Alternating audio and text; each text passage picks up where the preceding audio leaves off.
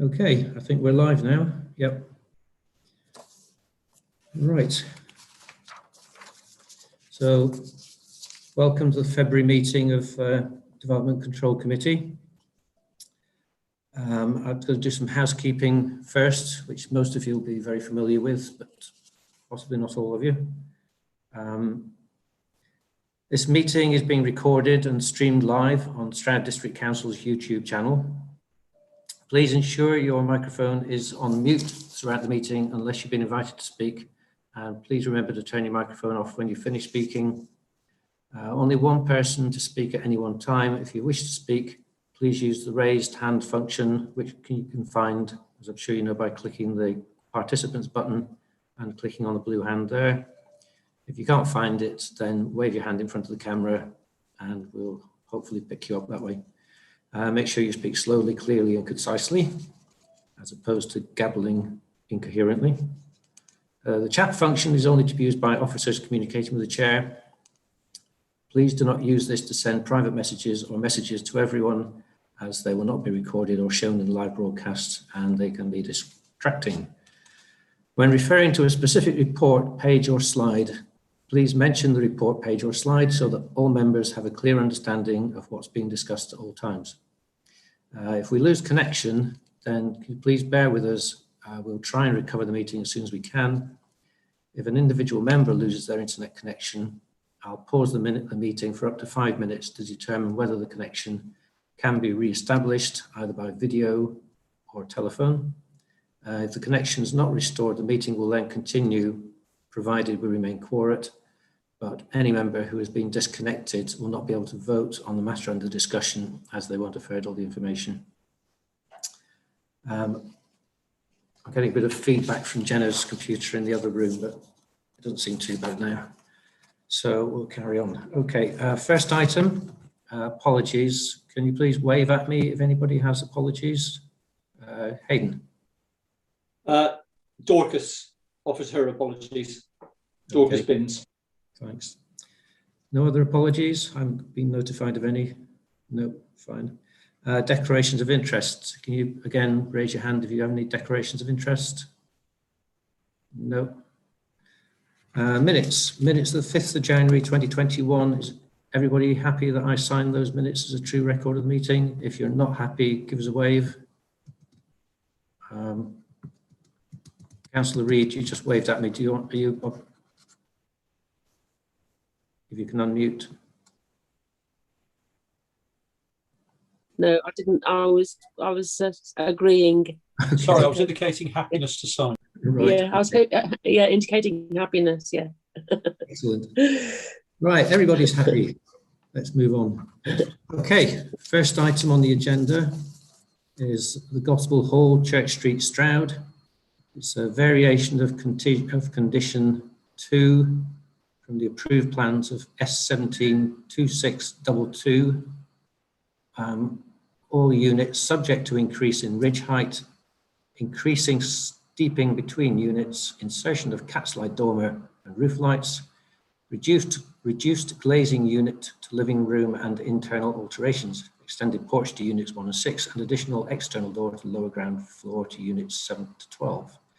Case officer is Nick Gardner on this one, and Nick's going to introduce his report. So over to you, Nick. Thank you very much, Chair. I'll just share my screen.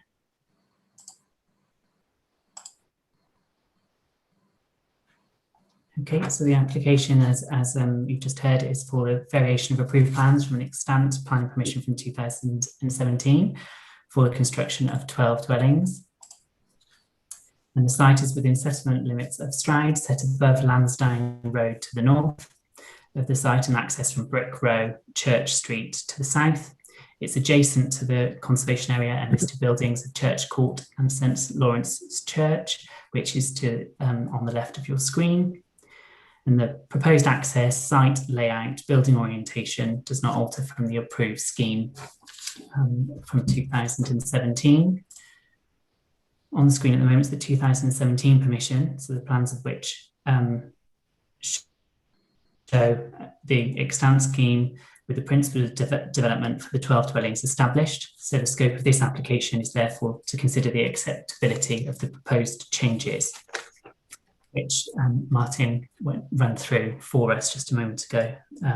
And then, so the main policy considerations for this application would be impact to the conservation area of ES10, HC1, so design and appearance, and then ES3, so any impact to residential amenity. The development has started, so the construction started on site. And so therefore, for context, I've got some photographs which are taken from the site visit sites panel. And if we start on the left of the screen, you can see we're in the gardens of the property's 2 Lansdowne Road set below the site, looking up towards the northern block. And if we move along, you can see the boundary treatment to 2 Lansdowne Road, the property is set below. And you can see that same boundary treatment here. So you can see the distance between the built form and the boundary treatment. And again, this is the same timber fence, so that you can see the extent of that and the development that's being built at the moment. This at the bottom is from Brick Row, and you can see across the valley, across over the proposed development, and then I took a picture of this, which is the roof coverings, showing the step of the roof light and the Velox windows proposed as the roof coverings are being placed on top of the northern block. At this point, I'd like to just point out that the development is being built to the specifications of the variations subject to this application, rather than the approved plans. And then for some more context, we've got some drone images and some 3D visualizations from submitted by the applicant, so that you can see here just like to highlight the distances, the size of the gardens, the distances between the boundary treatments, the orientation of the properties, and you can see in the right-hand corner the access to the site, which remains the same, and the southern block hasn't been commenced yet and haven't started constructing that. And then at the bottom is the visualizations of the proposed development. So you've got this again from Riley's looking down from just below the police station, looking at the southern block, and then the northern block, which is set just up from Lansdowne Road, so you can see it in the context. So in terms of the changes proposed, as you say, the ridge heights are being increased, and there was some confusion over this at the beginning of the application because of the documents submitted.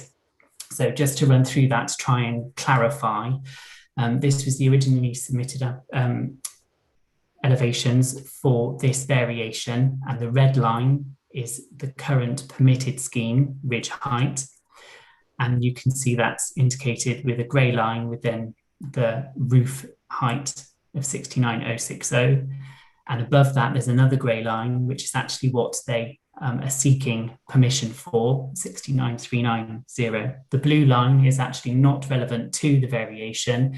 It was what was submitted for the original 2017 planning application, but it was not approved. Through the course of that application, the ridge height was reduced to the red line. So the blue line was the context as to where the application and the heights that had been proposed previously, but was not actually what was being sought under this variation.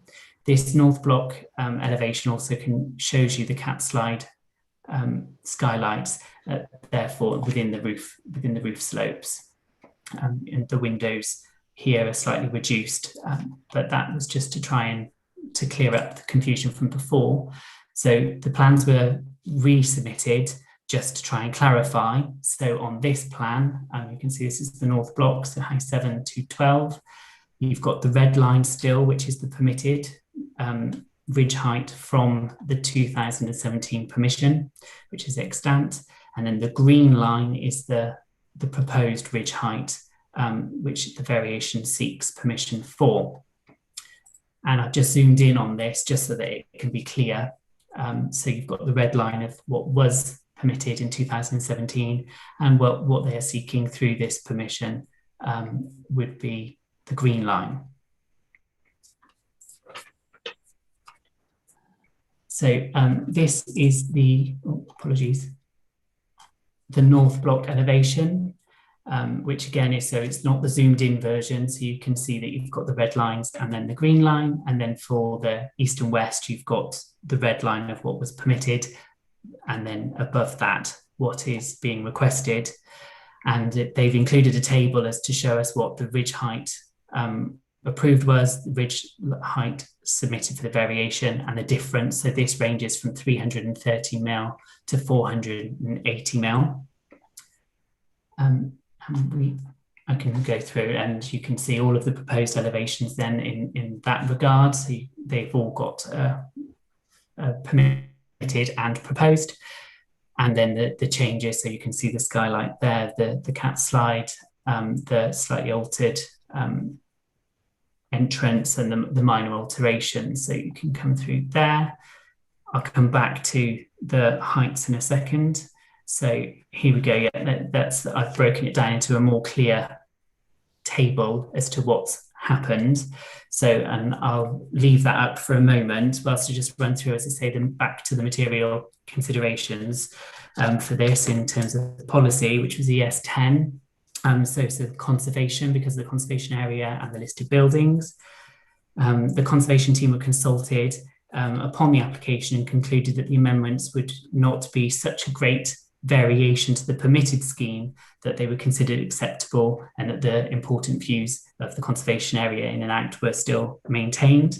Then in terms of design and appearance, so policy HC1, we've got some relatively minor changes in the design, which are considered acceptable. They don't undermine the original scheme's overall design, and they don't give rise to anything that would be considered incongruous or out of keeping with the site's context.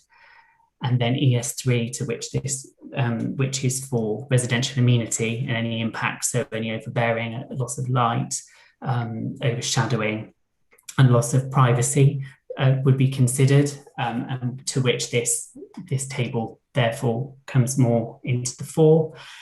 So in terms of windows first, there are no additional windows other than within the roof, which is for the additional Velox windows. They're not considered to give rise to any additional overlooking due to the pitch, and they're all within the site and in the ridge, in between the stepping of the properties. But the actual ones within the wall plate, the windows don't change in position, in height, or add any more windows. So therefore, given the orientation of the properties, it's not considered that it gives rise to, that this proposal, the variation, gives rise to any additional unacceptable overlooking impacts. And then we come down to overshadowing and overbearing impact. Now, the proposed height changes vary, as I said, from 480 mil down to 330. But because the proposal is being built and is being built to the varied heights, the applicant submitted the exact build heights. So in the bottom of this table, the red represents what was permitted. The green represents the roof height, roof level for what the variation seeks, and the difference that is in height. Then we've got the built height, which will be subject to any roof coverings, which is approximately 75 mil, which gives us a difference between what they've proposed under this. So the difference being 480, or if we take house 12, 330, the actual difference would be 105 mil, giving rise to an additional, so it's 225 overall. So that isn't 330 plus 225, the actual built height would be 225 mil higher than the permitted scheme. So whilst this varies across each unit, it is stepped, and whilst not insignificant, is not considered to be so detrimental in its impact to warrant refusal. And the sunlight study submitted as part of the application actually demonstrated that the impact was minimal. So on that basis, the recommendation is to resolve to grant subject to a section 106, because the original planning application was subject to a section 106 for Robber and SAC mitigation contribution, as well as the Cotswolds Beechwoods information homes pack. So that section 106 would need to be updated to ensure that that's secured.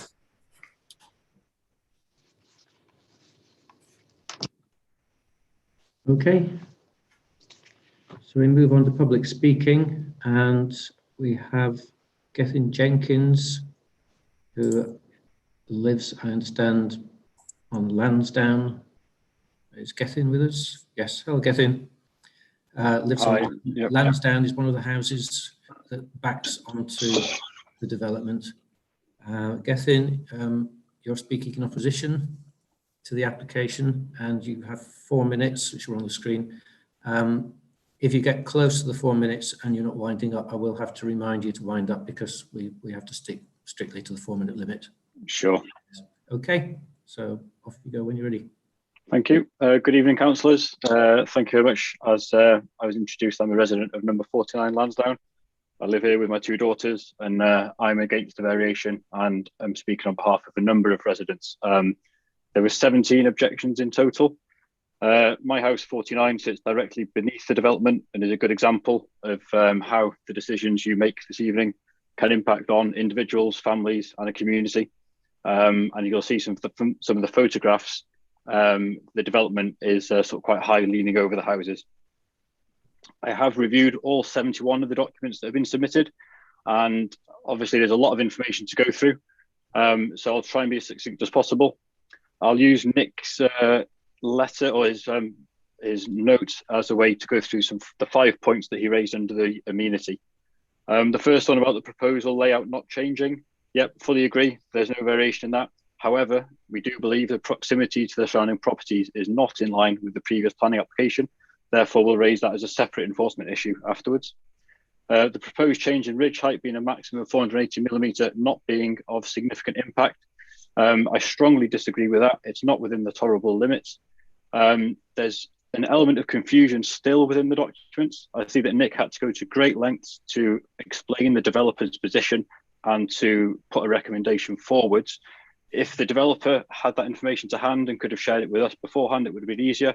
We don't believe the case was made by the developer himself. And it begs the question, does anybody actually know what the variation in height is for this development?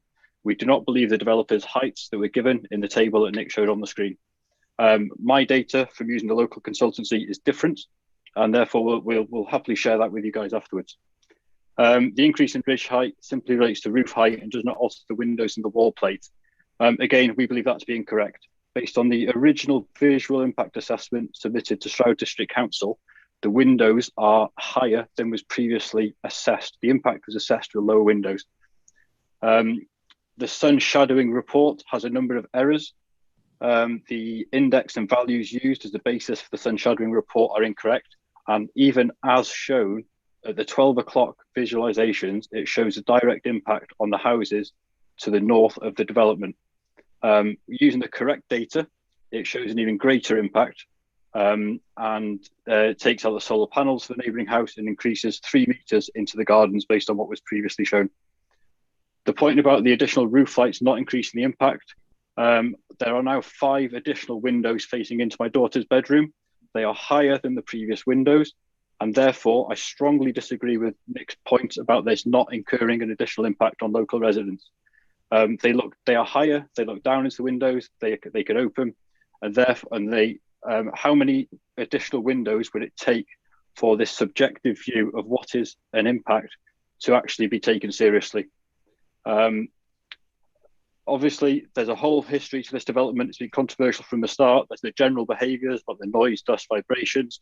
There's the drones that fly over our head every other day, the intimidation. I believe there's, looking at the errors in the 71 documents produced, I believe there's a lack of competence from the vision mill architects that have been used, or intentional misleading and confusion, trying to lead Stroud District Council down a route where you have no option other than saying yes to this variation. I accept that will be the outcome. I know, developers win. I understand there's been lots of additional offline discussions between the planning officers and the developers. According to the developers themselves, they say they have this in the bag. I just wish you'd understand when an impact becomes intolerable, it does affect people, families and lives. Okay, thank you. Nick, were there any particular technical points that you wanted to come back on straight away on that while we're still fresh in your mind before we move on to further public speaking, or do you want to wait till members' questions? I'm happy to wait for members' questions and to deal with it all in one go. Right, fine. Okay, and we now have Nick Mills, who's the agent, speaking in support. Do we have Nick? Sorry, do we have Nick? Yes, good evening. Hi, Nick. Can you hear me? Again, you've got 4 minutes, and again, I'll have to remind you if it's getting close to wind up before the 4 minutes ends. Otherwise, I have to cut you off. Okay, thanks. In your own time. Okay, essentially the ridge heights of all the units had to be raised by an average of 390 millimeters to accommodate the necessary head heights that are required for stairwells, which is 2 meters under the building regulations. So in order to keep the raising of the ridge heights to a minimum, it was necessary to also incorporate cat slide roofs over the stairs and bathrooms to ensure the head heights of these complied with the building regulations.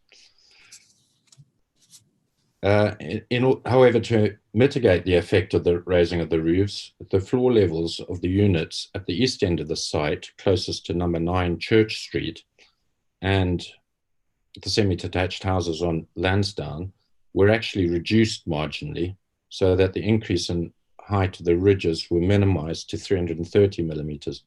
I think Nick has already pointed out that the actual construction height is actually lower than that. We have been mindful, or the developer has been mindful throughout, to try and keep any changes to the scheme to a minimum to ensure that there aren't any significant impacts on the neighbours on Lansdowne. The other issue that came up during the construction of the works was that the gradient of Brick Row is in fact slightly steeper than we had anticipated with the original topographical survey. So there's a change in the stepping and the buildings on site. Instead of being 270 millimeters, they're actually 300 millimeters. The road's slightly steeper than the original survey anticipated. The net effect of that is that we were able to reduce the head height or the ridge height of the units to the east and keep those down as much as possible. On the west side of the site, closer to the church court, the ridge heights are marginally higher because of the steepness of the road. We did actually submit 3D visualizations and with photo montages to show the impact that these changes would have. Quite a lot of those were done. We also submitted shadow studies to indicate the shadows that would be cast onto the gardens of the properties on Lansdowne. These are prepared by computer, so the model is correct. The shadow studies are correct. In fact, we have movies of them, but unfortunately, I don't think those are able to be submitted to Stroud District Council. And in fact, by cutting the trees down that were also on the site, on the lower end of the site, we've actually improved the situation quite substantially. The windows that were talked about in the Veloxes don't actually overlook any of the neighbouring properties. They look away from the neighbouring properties, so I don't think those have cause for any concern. And the windows that are in the wall plates are at the same levels as they were originally designed. So that's pretty much all I have to say at the moment. Okay, thanks, Nick. And now we move on to questions from members, unless Nick wants to come back on anything in particular. I'll be looking for questions from members. Hayden, yes, please. Thank you, Chair, and thank you, Nick, for a very comprehensive introduction. I've got 3 questions. I'll ask them all in one go at the moment, if that's okay, Chair. Firstly, it's been made very, very clear the site is being built out to the proposed amended specifications. Can you tell me why this is a variation and not a retrospective, firstly? Secondly, the agent mentioned that the height changes are to accommodate the necessary ceiling height and stairway heights because of building regulations. He also mentioned the slight difficulty in measuring the slope of the hill. I'm not questioning that because I appreciate how difficult it is to get these accuracies, but the buildings were designed originally and the heights should surely have been accommodated correctly at the start. It doesn't really matter what the slope of the building of the hill is. The buildings were designed, the roof heights and the ceiling heights inside should have complied with building regulations. So that's my second question. And just finally, the gentleman from number 49 Lansdowne Road mentioned, he questioned the accuracy of some of the reports that have been submitted by the developer. I do understand the need to make sure reports are checked and are accurate. Have you done any work to confirm the details of those reports that have been submitted?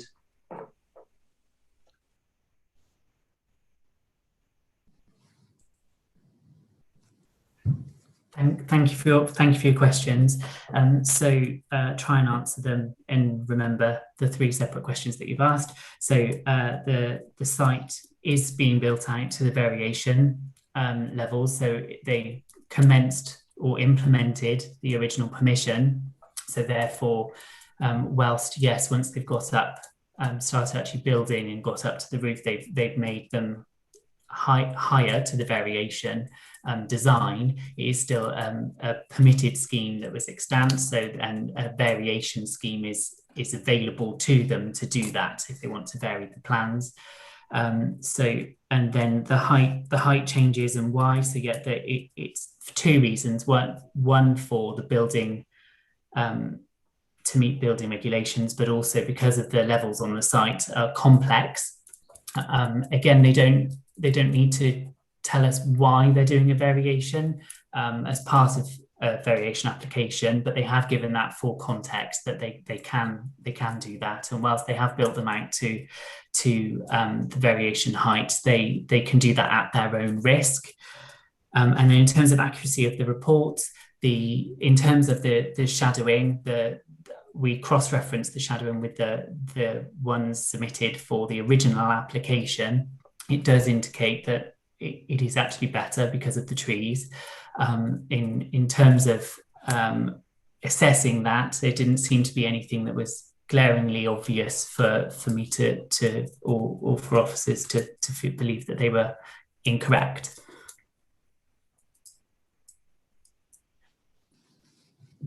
Okay, do you want to come back on anything, Hayden? Not just at the moment, but thank you, Chair. Thank you, Nick. Councillor Clifton. Thank you, Chair. Yeah, Councillor Jones has asked pretty much what I was going to ask. I don't understand how there could have been a mistake with the heights that needs windows to the roofs to be raised because it wasn't the headroom, right? But could you explain what a cat slide window is? Because I did try to Google it, but I didn't get a very satisfactory answer. And do they open and do they enable people? Can you see out a cat slide window, or is it like it is a roof light that you actually can't see out of?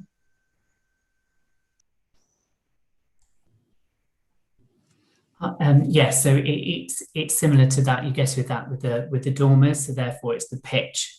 So they slide. So it is like a Velox. So therefore it could open, or they can be made to be fixed or open. But yeah, it's essentially like a Velox window within a dormer or roof slope. And do they open? So do you have to stand on a chair to be able to peer out, or can you just see out of them? Yes, so they would open. So they're not obscurely glazed, but they could, so they can open. Yes. So, but because they're in the roof, it's not like a window where you would be able to just look straight out. If you open them, you have to peer out of them because they're within the roof slope.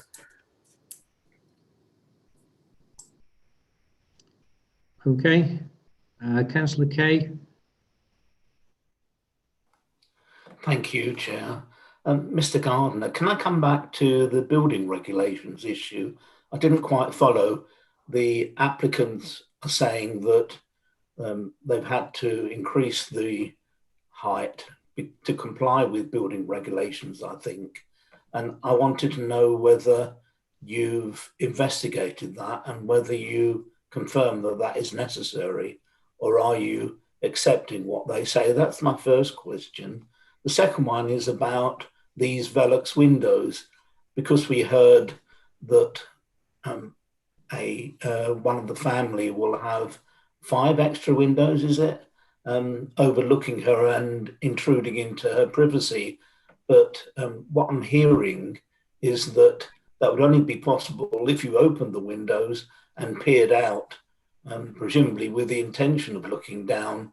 Is that the case? And the third one is that you've helped us with a photograph of the development from the Lansdowne Road end. And indeed, although the increased ridge height is relatively small, if you look from the Lansdowne Road, in fact, what the house owners have there is quite an enormous set of structures which are overbearing. And I can understand the concern that what seems like a relatively small increase is actually, looking from down below, really quite enormous. And I'll be grateful for your views on that. Okay, yeah, thank you. So the in terms of building regulations, it's whether or not the approved plans or these proposed plans haven't been checked as to whether or not they comply with building regulations. In terms that obviously is separate to the planning, and whilst they have offered that as a reason, they don't have to give us the reason for why they want to vary the plans. In terms of the increased ridge, we've got to assess from this proposal whether the difference that this proposes, that difference in its just that difference, not the development as a whole, if that difference tips the impact so significantly over the approved scheme to warrant refusal in terms of overbearing or overshadowing. So I don't believe that the difference does give rise to such a significant detrimental impact from where it was to what they've proposed. And then in terms of the Velox windows, of the orientation of the roofs and of the development, whilst they are in the roof, I don't believe that they would give rise to a significant overlooking impact.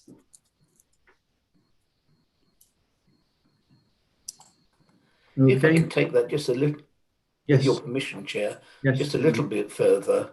We're very much relying on you as our professional officer to advise us whether what is being applied for is reasonable. And I'm just left a little bit uncertain in relation to building regulations, because that's what we're being told seems to be the reason for this. But I'm not sure whether that's an absolute explanation. And the other thing that I'm left wondering about is the perspective. The extra ridge height, if you look at it from the police station, say, looks relatively insignificant. But from the other side, it seems to be very large indeed. So I wondered if you could help us on that.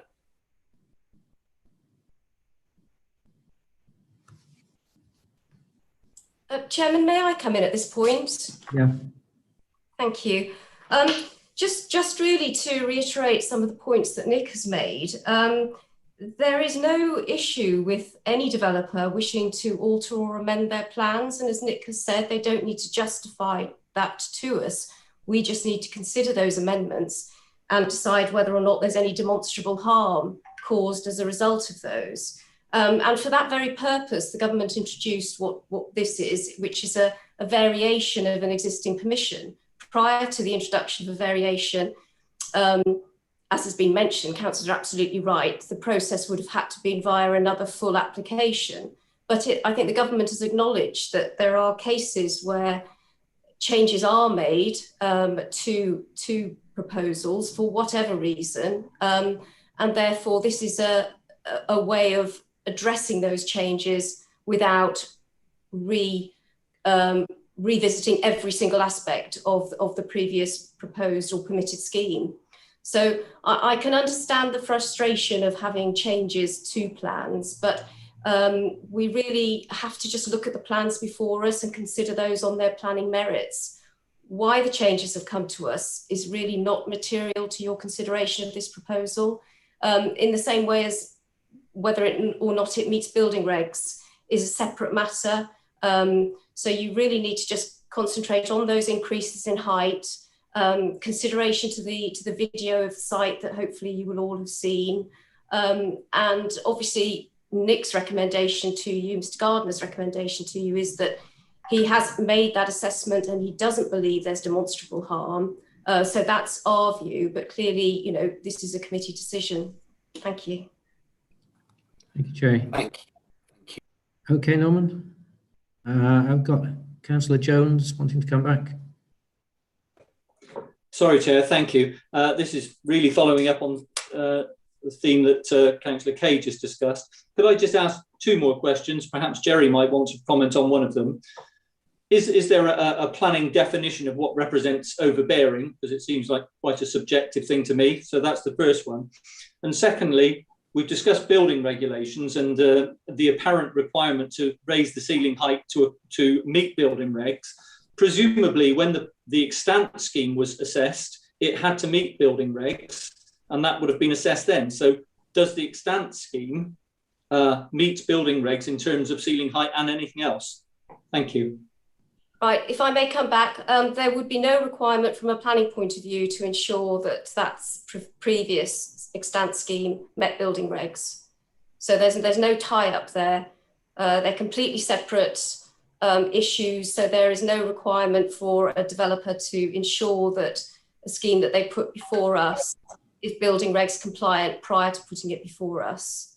So legitimately, no, they don't need to do that, and we wouldn't require them to have done that in determining an application. Apologies, Hayden, sorry, what was the other question that you mentioned? Is there a planning right. Yeah. On what represents overbearing? Yeah, no, there isn't. You're absolutely right. It's a completely subjective matter. Obviously, because of the relatively small increases in height that Nick has referred to, we have come to the view as officers that it's not overbearing, but that is a subjective issue. And again, one that members need to weigh up and consider. Thank you, Chair. Can I just come back on one of those? Back to the building regs again, I'm afraid. The fact that the developer is suggesting that in order to meet building regs, the heights have to be raised, does that mean, did we check with building control to see if that indeed is a requirement? I doubt that we did.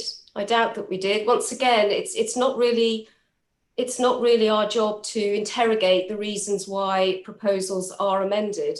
What we have to look at is, no matter what the reason for the amendment is that amendment acceptable or not in planning terms? So it is not our role to, as I say, to interrogate the applicant or anybody else about why they've made those changes. They've offered a reason as to why they've made those changes. But ultimately, for whatever reason they have, it still comes down to whether or not those changes are considered to to be harmful in planning terms. So we can divorce the reason why they've been done it from our consideration of the proposed amendments. Thank you, Jerry. Thank you, Chair. Okay. Any other questions? I don't have any more raised hands. Sorry, Jenna. Oh, sorry. Yes, Councillor Tomlin. Hello, thank you, Chair. I'm sorry to ask a further question about windows. The resident at number 49 mentioned the additional windows. I had understood that there were no additional windows, that it was just a slightly different position. Could you just confirm for me, please? I'm just looking through the papers. Just confirm, are they additional or are they just simply now at a higher height? And could you confirm, I know that you've been asked, Nick was asked a couple of times, please could he just confirm, are the windows at, I understand they're in the roof and you have to peer through them, but are they at eye height or are they higher than that so you have to stand on a chair to look through them? Thank you. Thank you for your questions. So the Velox first, if we deal with those first. So yes, due to the roof and the slope, you could open them. And actually what could be done because of where they serve in terms of being landing or covering the stairwell or for the bathrooms is they could be conditioned to be obscurely glazed and limited in their opening, which therefore would reduce any perceived impact. And I've forgotten the first question. Sorry, could you repeat that? Thank you. It was just whether to confirm whether they were additional windows or slightly moved within the roof, and whether they were eye height or higher than that. So you've had to stand on a chair to see. Yeah, so there are no additional windows within the wall plate. So in the walls, there are no additional windows and they haven't changed location. The Velox windows are, there are additional Velox windows and the cat slide windows. They are additional from what was approved. There were Velox, but not as many. And then with them being, if you opened the Velox, then you would be kind of, it would be at our eye level out. You wouldn't have to get a chair to look out as such because of the roof, because of the pitch of the roof. Yes, Jessica. Thank you, Chair. So please may I ask one further question on that? I'm sorry to ask the window questions. So you mentioned that officers could condition the windows. Could I perhaps ask what, perhaps if, how you could condition whether the windows were able to be opened or had to be obscured? Could I just have an understanding of how many are in bathrooms or landings, or how you could restrict that, please? So we could put a condition on the application that would be specific to any window that was on a landing or for stairs that were limited in their opening, obscurely glazed to a minimum of, say, Pilkington 3. So therefore, it would be obscurely glazed and it would only open marginally, and then you can do that in perpetuity. So therefore, for the lifetime of the development. So you can apply those conditions and they are enforceable because and you can do it prior to occupation. That has to be done. Yes, Jessica. Sorry, last one, I promise. Could I ask how many of those windows are bathroom and landing and how many are other rooms, please?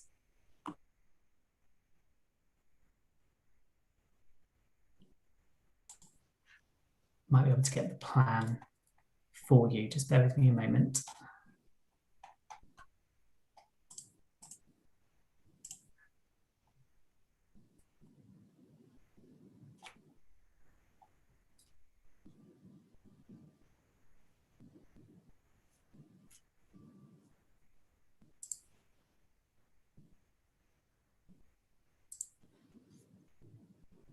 Okay, so there should be a roof plan. So we're looking at the north for the north block. So it would be the Velox windows on that side facing that way rather than facing away from the development. So you've got those 1, 2, 3, it would be, there's 5 in that slope, including the cat slide.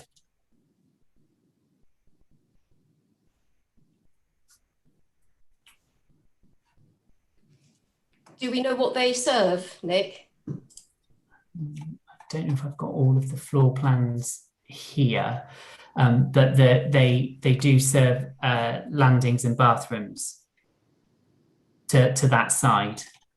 I'm not sure I've got it as part of my presentation. I can see if I can find it from the file. Just bear with me a moment.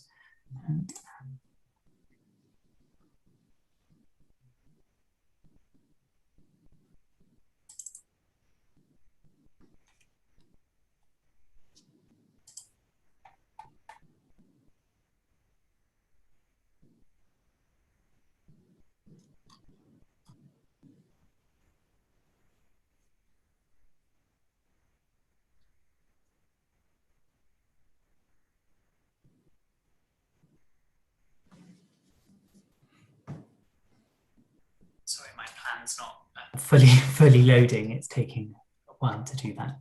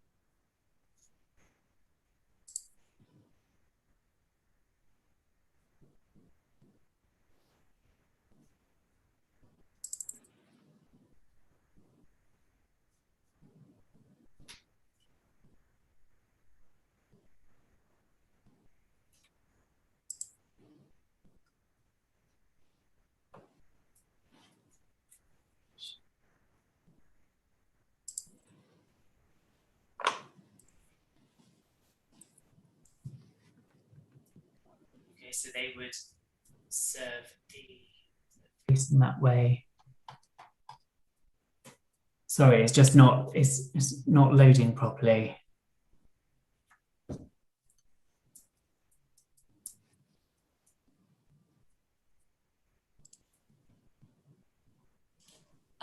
Chair, I wonder, while we're all trying to access those plans behind the scenes, so I wonder whether or not if Miranda has a question, we could. Yes, I was going to move on to Miranda for the time being. We'll come back to that. Miranda, do you have a question? Yeah, thank you, Chair. Just the sun, the study that was done on the sun and the overshadowing. How much is it? Was it measured how much more overshadowing there would be when from the sun? How much there would be? How much of an increase in overshadowing there would be on the gardens below?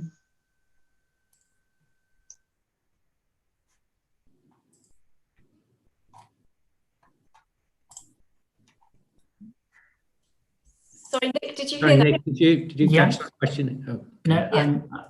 Yeah. Okay. So in terms of the overshadowing, I can see that there's proposed and then what was approved.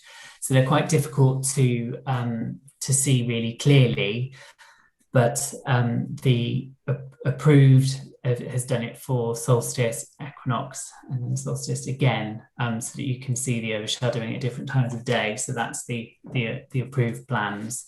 So and then in terms of proposed, it's difficult whether to take one at a time, but the shadowing is mostly pertained to their own garden that would be in shadow. Obviously, there is a bit in between there's like a call it no man's land between the Lansdowne Road gardens and the gardens of the proposed development. And then you can see the overshadowing here. And then versus what the approved plans and the sun study done before, it showed, because of the trees, that it was actually better rather than worse, and that it was marginal So that's the sun studies that we've got. The applicant tried to submit videos, but were unable to get them to load onto the system to be able to show you the video. So it would go through. So this is like the stills from each of rather than the videos. So we're trying to ascertain whether or not what they've proposed is the increase in height gives rise to unacceptable or significant degree of overshadowing versus what was permitted previously. Thank you. How are we doing on getting up what we need for Jessica's question? Are we still not? I don't think the information's there. I've just been through all of the plans, and it would appear that we have the second floor layout for the south terrace, but not the north. We've just got the roof covering.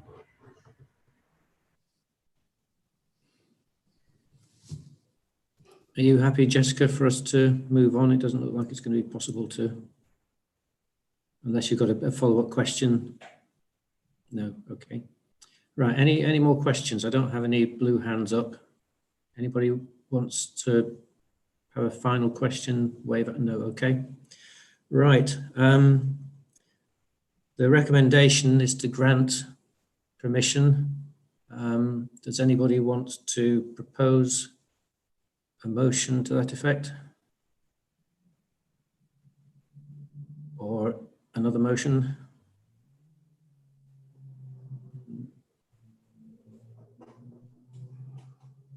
No?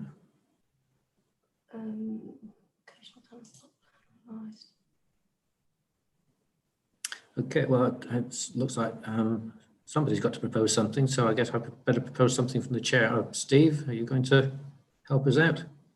Well, yeah, sure, sorry. Yeah, I propose we accept the officer's recommendation, Chair. Okay, do we have a seconder for that? Councillor Cooper, seconding. Chair, yes. a bit on the if we can include an extra condition regarding visibility from certain windows. I know there's been discussion about this, and I don't like to do this sort of thing on the hoof, as it were, but quite clearly there's concern about the overlooking, and it is possible to ask for obscure glass and to have windows fixed. I would say I would second the motion if that condition could be passed to the officers to formulate along the lines. Councillor Lydon's indicating that he's happy for that to be part of his motion. Well, hang on, subject to Jerry clarifying what we're asking for, is it possible? Yeah. I was just going to say, I think Jerry needs to come in and say whether you think that's reasonable. Sorry, my apologies to come in late, but I was just looking again at the plans, and Nick has shown the roof plan, and so you can see where the roof lights are. And the roof lights, and again, Nick, please tell me if I've got this wrong, but the roof lights, because of the orientation of the dwellings, the fact that they're sort of gable end onto the front and to the rear, the roof lights as proposed actually look into the valleys of each of the each of the other houses, if you see what I mean. So they're not on a ridge that overlooks directly neighbouring properties to the rear. They're on an internal roof slope, so they would open out and the view would be of an internal roof slope, unless you really tried to look out. You'd still be looking out on the roof before you could look beyond it. So it's not as if it's on a roof slope sloping down and you would be standing there potentially looking directly out. But Nick, please tell me if I've got that wrong, but I know that we can't find what they serve, but I'm not sure this is only with regard to the roof lights. I'm not sure that's relevant because of their orientation on the roof. In terms of my recommendation, and the reason I didn't believe that there was unacceptable impact in terms of overlooking is because of the valley and because of the orientation of the properties. So yes, I agree with that. I guess if there was the reason for offering that there was a potential for a condition is if it was such a concern to people, but that was the reason why it wasn't put forward in the first place, because it wasn't in officer opinion that a detrimental impact would give rise to overlooking from those proposed Velox. Councillor Cooper, are you happy to second Councillor Lydon's motion without a condition, or do you want to continue pursuing a condition? I think, obviously it is accepted that you could look at, obviously not straight across, but looking to one side, could view into other people's property. So I would, if I was going to second the motion, I would want that condition to be added. Councillor Lydon, are you happy for your motion to include that potential? Yeah, I'm happy as long as it's reasonable and physically possibly what it do. Yeah. Okay. Well, we've got a motion proposed and seconded to permit with a condition for obscured glazing. I think it is on the window in question. Windows in question. And fixed. Sort of, so and fixed. So non-opening as well as. Jerry, are we? Chair, I think, and again, Nick will correct me if I'm wrong. I think we were looking for obscure glazing and some element of opening. But you do get, you can stop a roof light opening further than a small amount, but at least it allows some ventilation through that. But it wouldn't allow enough space to stand at it and view the surroundings. But again, I looked to Nick to see whether or not that's what he meant. That's what I understood. Yeah, no, that's correct, Jerry. So it would be limited opening rather than non-opening. Okay, so you both. I'm happy with Nigel's happy. Yeah, okay, so proposer and seconder are both happy with that understanding. That's what will be conditioned. So on that basis, we can go into debate. If anybody wants to debate, can you please? I have had my hand up for quite a while, Martin. Maybe you can't see it. I've just seen it now, Tom. Is it the question, or do you want to debate? Well, no, it's in debate because it's now a question about the motion. So we're not debating officers' advice. Are we now debating officers' advice plus the amendment? Because when I first put my hand up, I was going to say what Geraldine said afterwards, which is that those roof lights look out onto next door's roof, with the possible exception of the end houses, one of which I'm pretty sure would look out on the Church Street car park. You probably have to stand on a chair to see anything. They need, if you're going to have those sorts of rooms in an attic, it's a shame to reduce the light which obscure glazing would do. And it just seems to be quite daft. And if we're debating it, though, if we're debating what I think we're debating, I'm going to have to vote against it, although totally happy with the rest of it. So it seems to me that maybe we should debate it as an amendment, if you see what I mean.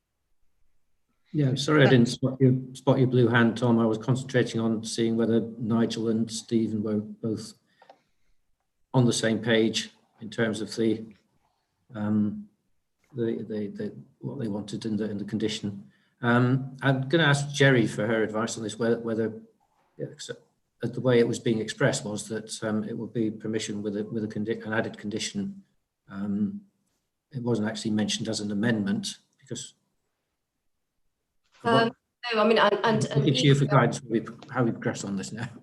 Equally, I looked to Jenna as well as from Democratic Services on this, but I mean, obviously a motion has been made now, but there's no reason, Jenna, is there why a further motion couldn't be made as part of the... Councillor Williams could propose an amendment to that motion, I presume, and then we would debate that and vote on that, and then revert to the substantive motion if that falls.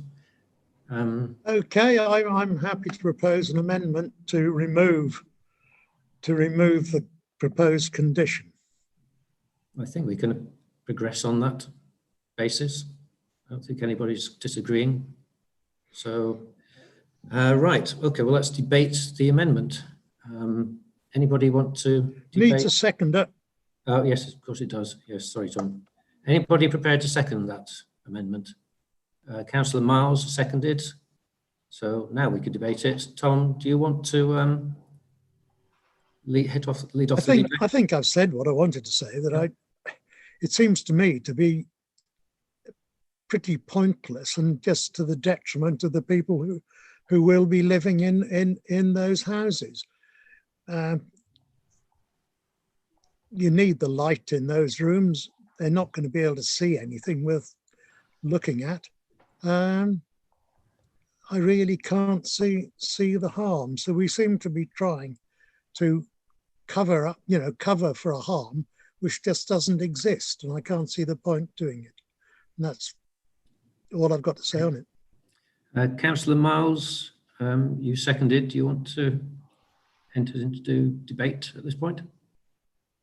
I was just seconding Tom because I felt it seemed a shame to reduce light that was going on to a stairs, and it seemed a shame to take away natural light. That's all I was going to say. Okay, anybody else want to debate? Or yes, Councillor Cooper.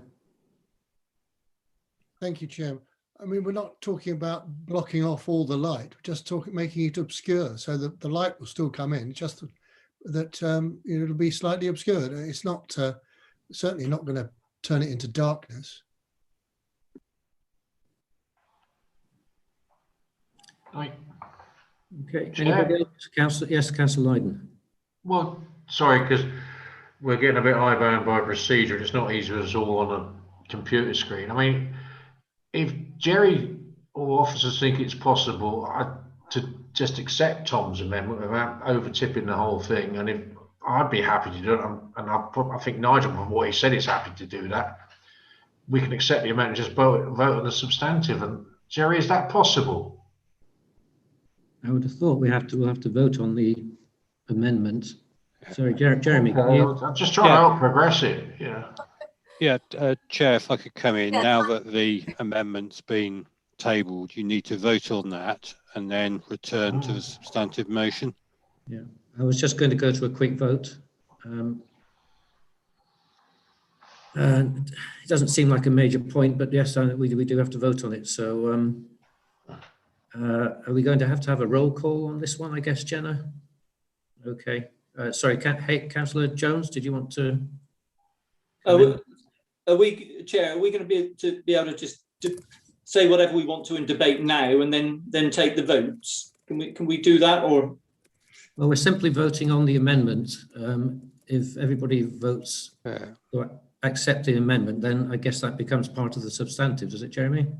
Yes, I'd suggest you now vote on the amendment to get it out of the way, and then you go back to what was originally tabled recommendation. Yeah, if you vote for the amendment, to grant, and then that can be debated as Councillor Jones would like. Yeah. So, Chair, as long as we get a chance to debate before a vote is taken that might be passed, and then we can't debate anymore. No, that's fine. So you'd be voting on the amendment, which is to remove the question of the condition on the permission. So if you vote to remove that, we then revert to the substantive motion of whether or not to permit. So we can have a full debate on that. If the vote goes to reject Tom's amendment, then the question of the condition remains, and we'll be debating the permission with that condition.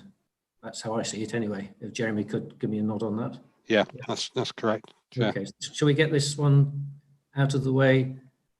Jenna, do we have to have a roll call, or could we do a show of hands? We have to do a roll call. Okay. Sorry, Chair, can you just be very clear, not on what we are or aren't doing now, but we're actually voting now on Tom's proposal to remove the amendment, yeah? Tom's amendment to remove the condition. Yes. So he wants to take the condition off, right? So Just to be absolutely clear. So if you don't want the windows to be obscured and restricted on their opening, then you vote for Tom's amendment. Am I correct on that, Jeremy? Yes. Yes. So is everybody clear what they're voting on? In which case I'll ask Jenna to do the roll call. Okay, Jenna? Or abstain. Yes. For, against, or abstain. Councillor Baxendale. For. Councillor Clifton. For. Councillor Cooper. Against. Councillor Jones. For. Councillor Kay. If that's me, then it's 4.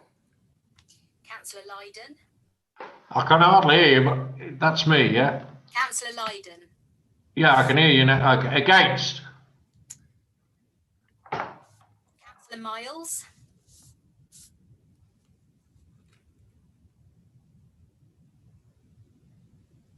Councillor Miles, I think you're muted. Sorry, 4. Councillor Reid. Against. Councillor Reeves. I think there was some misunderstanding there about whose name was being called. Oh, yes, sorry, that was... Councillor Reeves said against. Can I go back to Councillor Reid, Sue Reid? You're muted, Sue. Okay, yeah, 4.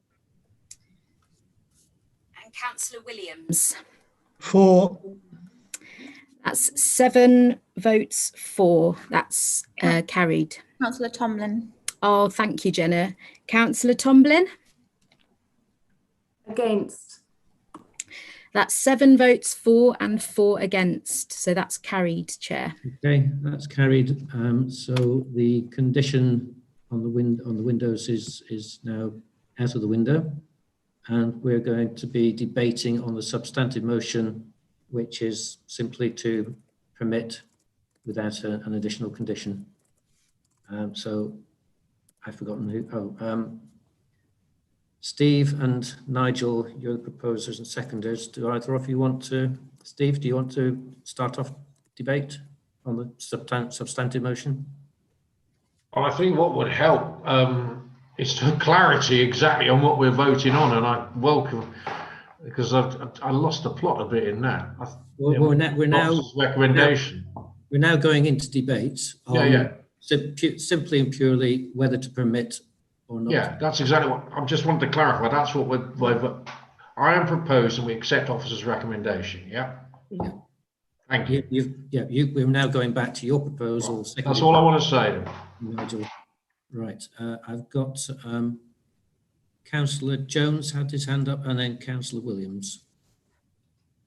Chair, I was only questioning because the proposal that was seconded by Councillor Cooper was the amended one originally with obscure glass and what have you. So I just want to make sure that there is a proposal to support officer's recommendation that is proposed and seconded by someone in just the officer's form. Can we just confirm that? I think we might have to do that again. Just confirm, but Jeremy can probably advise us on that. So yes, I mean what you're doing now is voting on the officer's recommendation to permit. Yes, because Steve originally simply proposed permission, and that was seconded by Councillor Cooper, but then Councillor Cooper wanted to add a condition on the windows, which Councillor Stephen accepted, but the question of that condition we just voted against. So that's gone. I see it. We now revert back to the original. It's as the officer recommendation so, to permit. Purely as Stephen originally proposed it, simply to permit. That's what we're going to debate, and that's what we're going to vote on. Is everybody clear on that now? Okay, right. We do need a proposer and seconder at this point, Chair. So, sorry, Jeremy. So do we actually need to have a fresh proposer and seconder? I was assuming we didn't. Well, you have the original proposal, which was seconded. Which was to grant, subject to an additional condition in respect to the windows. There was an amendment to that proposal just to remove that additional condition. So you're now back with what you had, which is a proposal to grant, but minus the additional condition. That was the assumption I was making. Yeah. And Councillor Cooper seconded that, but then wanted a condition. So I assume we're now back. Yeah, it's whether, Patrick, I mean, it's a bit of a strange situation because you're back with the original, with your officer recommendation, which the seconder of first time round didn't want. But the proposer, Councillor Lydon, is still happy to proceed on the basis of officer recommendation. Yeah. Look, I'm prepared, more than hasn't happy, been voted on. more than happy to second Councillor Lydon's proposal, if that helps. Then so long as Councillor Lydon is moving officer's advice, I'm happy to second it, and that gives you a proposer and seconder. How about that? Fine. If nobody has any legal objections to that, I think that's a sensible way to go. So, right, and now we are definitely debating and then voting on a proposal to accept officers' advice and permit. So, right, anybody want to? Steve, do you want to kick off debate on the basic question of whether the... Well, I think now we have clarity. I think it's best I don't say anything more to confuse everybody, so I'll leave it at that. No. No, but we're debating whether or not it's acceptable to permit this variation. So, Tom, as seconder, do you want to say anything about? No, I don't think I've anything to add to what's been said already on this this evening, and would be quite happy to move to a vote. We've got a couple of people with hands up. I've got Councillor Clifton and then Councillor Miles. Miranda? Thank you, Chair. Yes, I did actually go to Stroud and walked along Lansdowne and looked at this, and I do think that the properties that are being built do look quite overbearing now they're there. However, they are there, they are being built with a permission that has been granted. And with the best will in the world, and I have every sympathy with the people who live in the houses below, but with the best will in the world, I can't see that the harm that would be caused by that extra 300 or 400, well, maybe 500 millimetres would be adequate, would be so bad as to say that we should refuse this.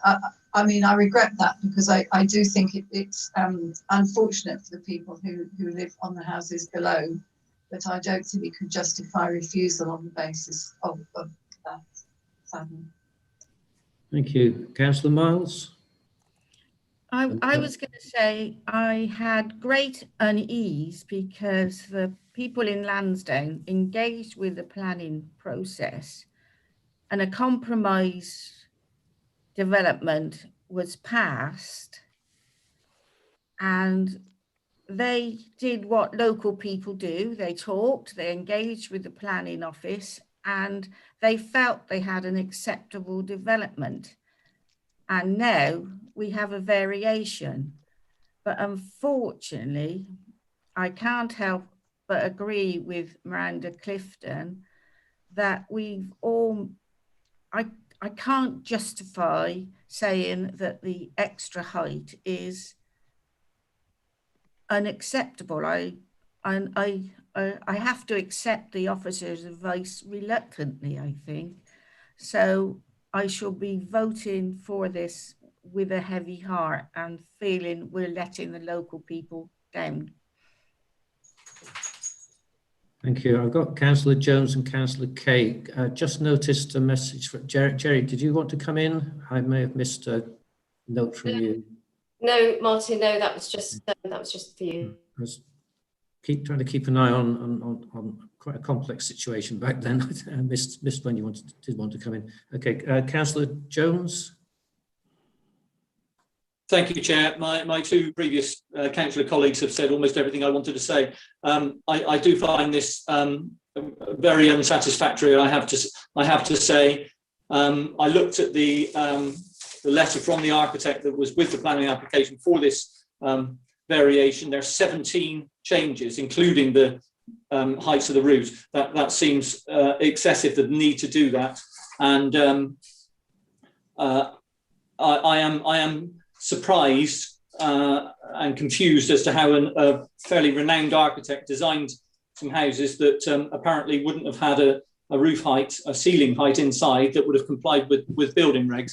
And whilst the planners don't look at the building regs, they look at the planning issues. When this scheme was brought to the council, the architect would have been liaising with building control.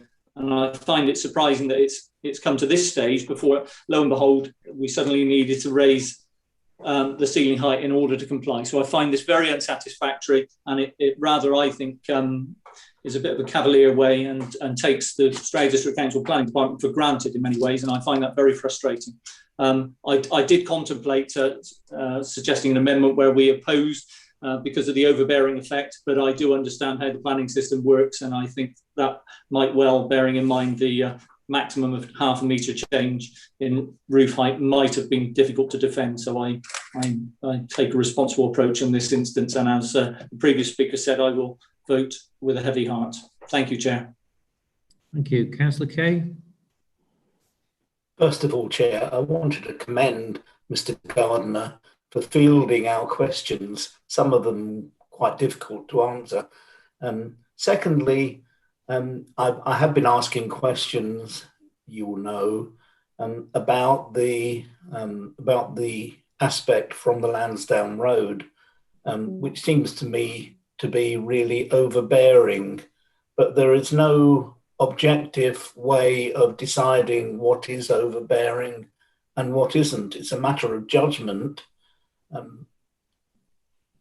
I don't like what the applicants are now putting forward, but I can't find a legitimate planning reason for obstructing it. So likewise, I'm put in the position of having to support this application, but I realise the opposition that local residents have. Thank you. Thank you, Councillor Kay. I haven't got any more blue hands up. If anybody wants to continue debate, can you wave vigorously at me so I can see you? No. Right, okay. In that case, is everybody absolutely clear what we're voting on? We're voting purely whether to permit or not. In that case, I think we're ready to go to the roll call, Jenna, and it's vote for, against, or abstain. Councillor Baxendale. Against. Councillor Clifton. For. Councillor Cooper. For. Councillor Jones. For. Councillor Kay. For. Councillor Lydon. For. Councillor Miles. For. Councillor Sue Reid. For. Councillor Mark Reeves. For. Councillor Tomblin. Against. Councillor Williams. For. That's carried, Chair, with 9 votes for and 2 against. Right, so that is permitted. Okay, can we move on to item 2? Unless, what's the time now? Unless anybody wants to request that we have a comfort break. The next item is probably going to be quite a long one. Yes, Councillor Miles. Yes, please. Right, comfort break. Okay. Yes, please. I think that might be wise because the next one may well go on for a while. Is 5 minutes adequate? Okay. All right, we'll be back in 5 minutes then.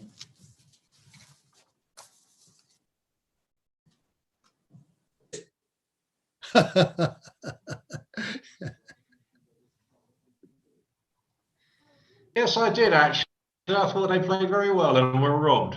But no doubt we agree to disagree on that. We'll have to, I think. Okay, apparently I've been talking to myself for the last couple of minutes because I was muted. I was trying to call everybody to order and remind everyone that yes, we are streaming live now, but I had myself muted, which was a bit silly. Right, okay.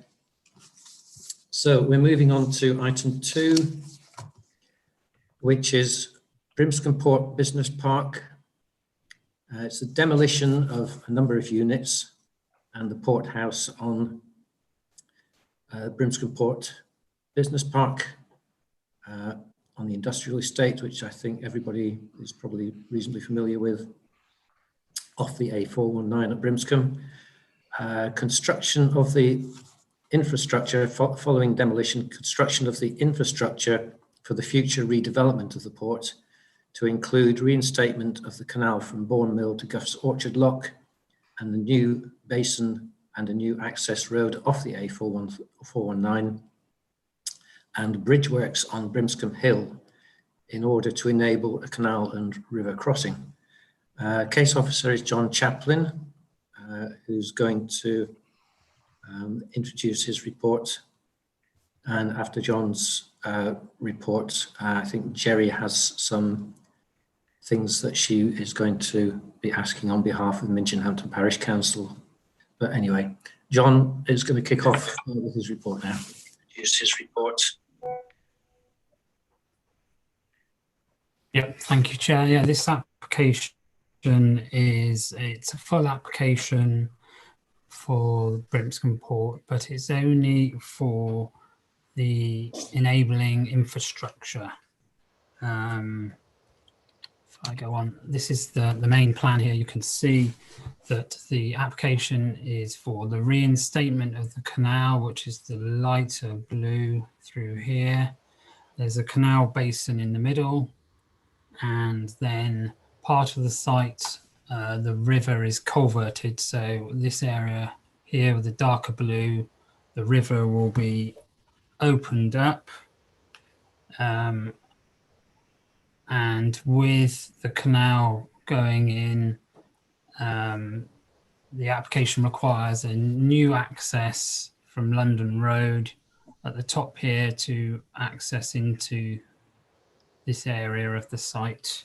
The canal and river go under the main road, so a new bridge is also required from Brimscom Hill, which is on the top left here. The proposal also, to be able to carry out all those works, will require the demolition of several of the buildings on site. Let's get on to that now. This plan here shows the existing buildings on site. So all the hashed buildings will be required to be demolished to allow for the redevelopment. The site, if I go back to the aerial shot here, you can see what's on the site at the moment. The historic mill is this area here in the middle, and then we've got more modern buildings in the business park to the side here, and then the industrial park to the back of the site has the larger modern buildings further on. The wider site's allocated for redevelopment within the local plan. But as I mentioned earlier, this application is just the first stage. It's just the initial infrastructure, the canal, demolition of the buildings and the river works. It's not the detailed design of the wider scheme. Those will come at a later date. As we see here, this shows the existing buildings. Just run through some of the main issues of the application. The proposal will demolish all of these buildings here. Just highlight these ones, 2 and 3, these modern buildings here. These are the industrial buildings which are currently used as the Rush skate park and the inside football facility. We have to acknowledge that these are indoor sports facilities, and they will be lost as part of the proposal. The canal, however, and the infrastructure that's provided does provide significant recreational benefits and wider public benefits, which officers feel outweighs the loss of those two facilities.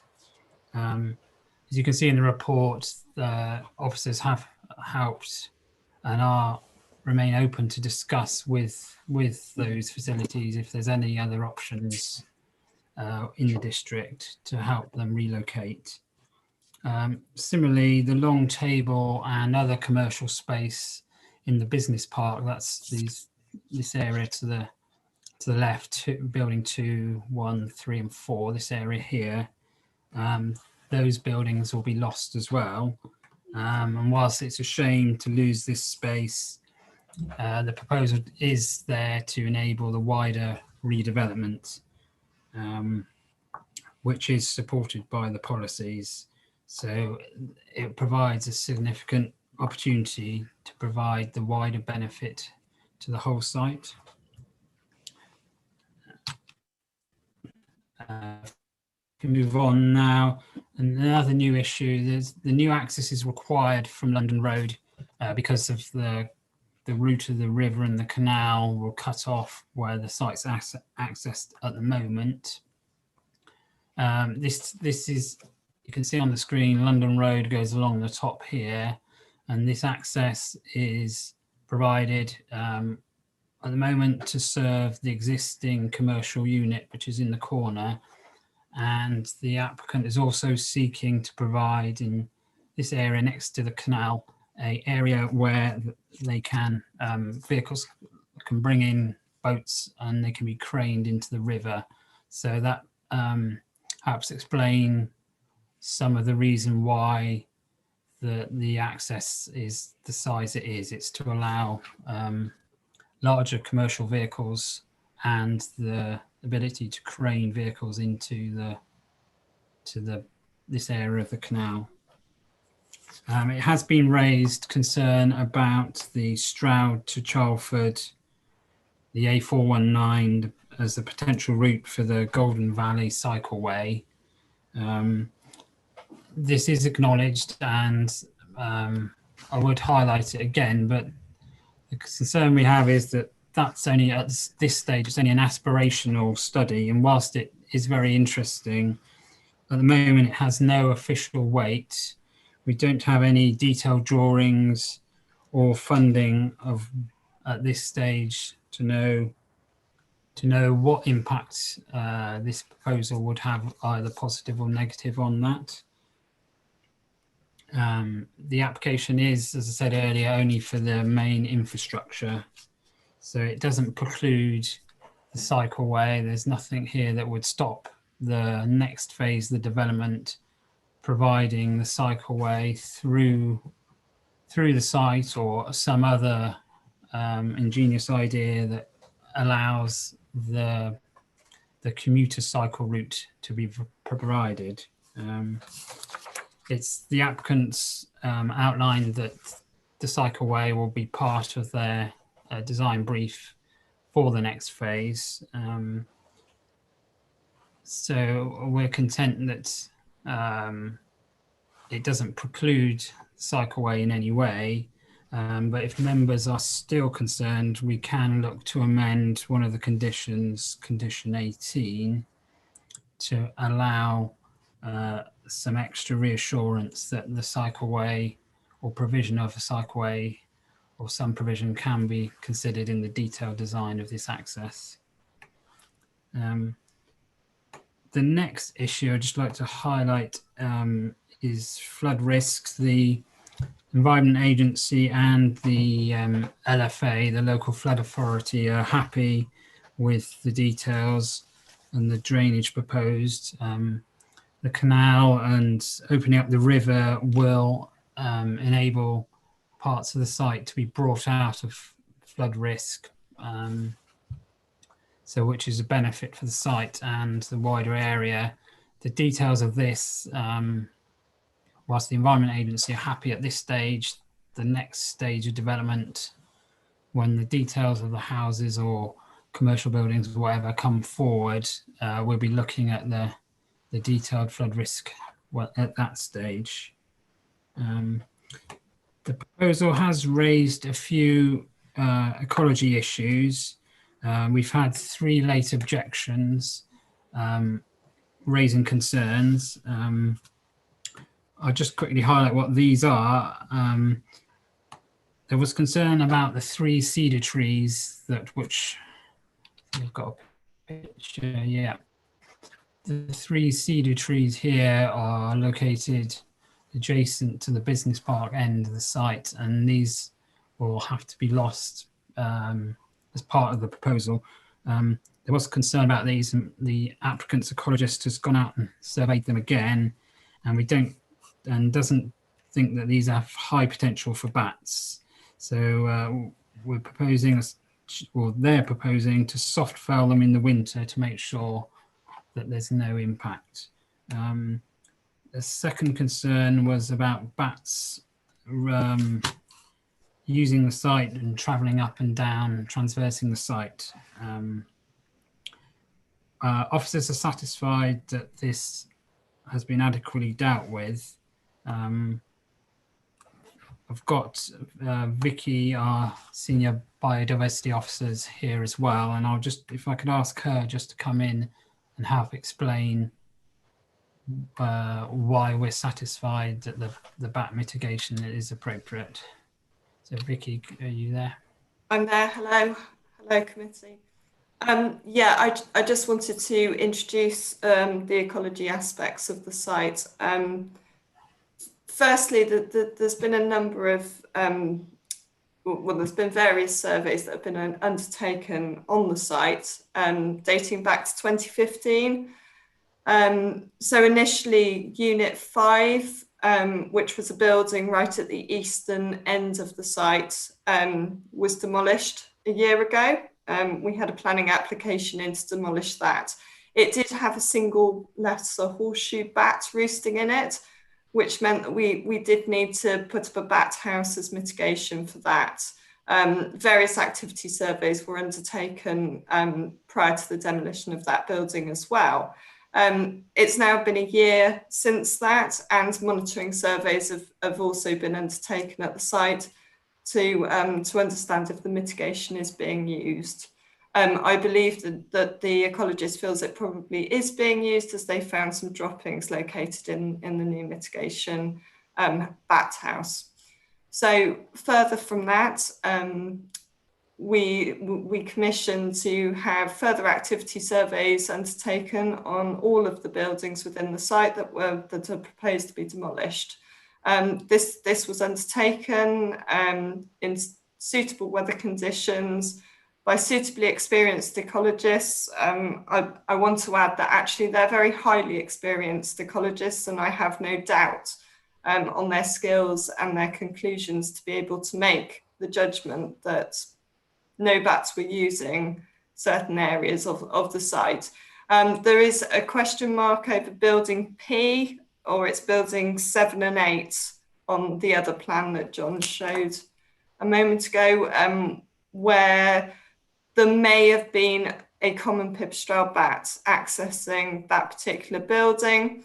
However, the bat house that has bat boxes erected on it, which is suitable mitigation to mitigate the pipistrelle, which is a crevice dwelling species and also a common species. The bat boxes on the bat house would mitigate that aspect. We've also conditioned that works are undertaken in accordance with the Kemp, which recommends that further surveys need to be undertaken, and that a license will need to be sought. However, it will be a low impact license, which the current ecologist is a low impact licensed ecologist. So she's able to deal with that aspect.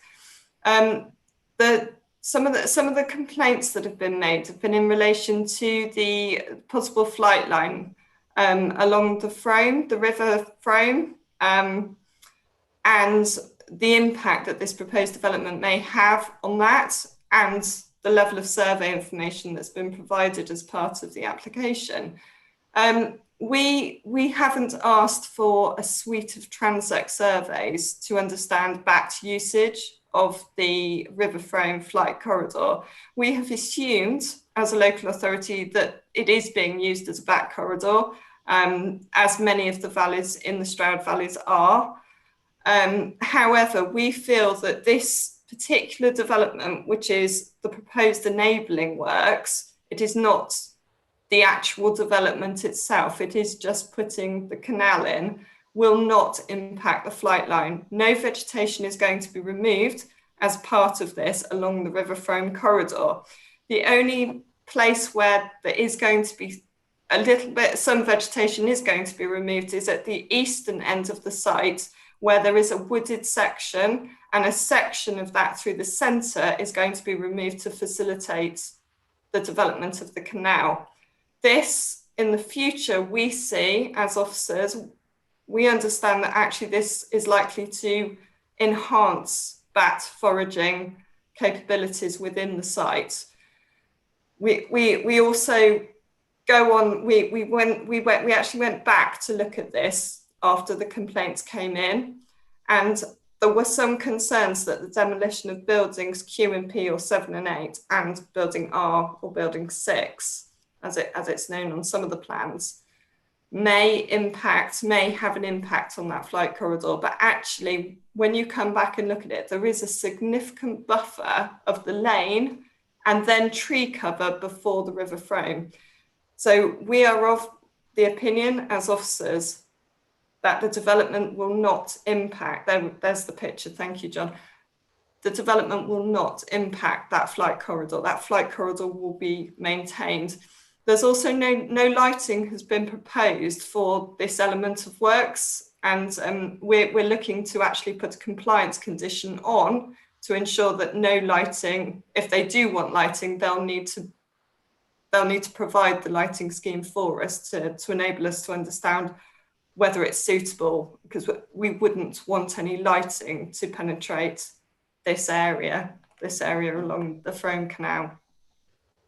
So I think I've said everything I need to say, but I'm happy to answer any further questions. Yeah, thank you, Vicky. I'll just add that, yeah, we do have a lighting condition on the updated schedule of conditions. So there is that extra level of control over or assessment of making sure if any lighting does need to be required, that we get a chance to look at it and make sure it doesn't have an impact. The other few issues that I'd like to highlight as well is we've got one further issue with ecology is the migratory fish, which the schemes look to address. We're happy that there's embedded mitigation in the scheme, and we've added a further condition to just clarify and review those details. We're now waiting for the specialist at Natural England just to confirm they're happy with that approach. Moving on, the next issue I think is worth raising. I don't know if I've got pictures yet. The proposal involves the demolition of various buildings across the site. Lots of them are modern industrial buildings, but I'll just highlight this cream building here, the rendered building. It's the Kirchage listed building here. And on the other side, I'm not sure I've got a picture, but you can see the modern buildings that they're attached to the main mill. So that both those require consideration for their impact or of the impact of their loss.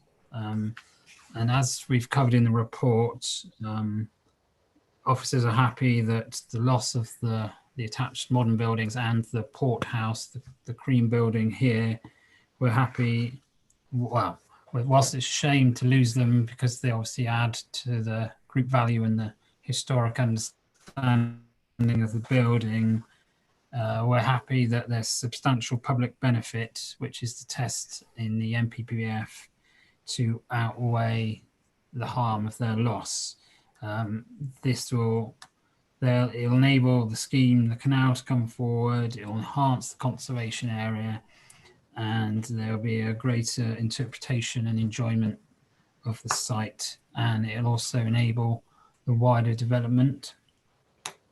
The last thing that I've got to mention is I'd just like to update the recommendation. It's still a positive recommendation, but we're seeking a resolution to grant permission subject to final confirmation from Natural England that they're happy with the HRA appropriate assessment for the impacts, particularly on the migratory fish. We shared the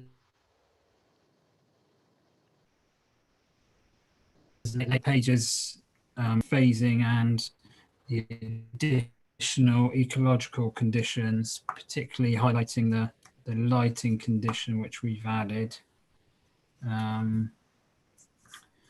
I'm happy to answer any questions when we come to that part of the meeting. I think Jerry's got some questions directly from Minchinhampton Parish Council. So I don't know if Jerry, you want to? Yeah, it's not actually in, now, and we can. Yeah. It's not actually in Minchinhampton Parish, but they have asked some questions to be put, and Jerry's going to read those out. Thank you, Chair. So the first question from Minchinhampton PC is, please could the Planning Authority bear in mind that any road closures on the Brimscom Hill will severely adversely affect Minchinhampton Parish and create a rat run elsewhere in our parish. This will be most acutely felt during the grazing season, May the 13th to November the 1st. This time frame should be avoided if at all possible. John,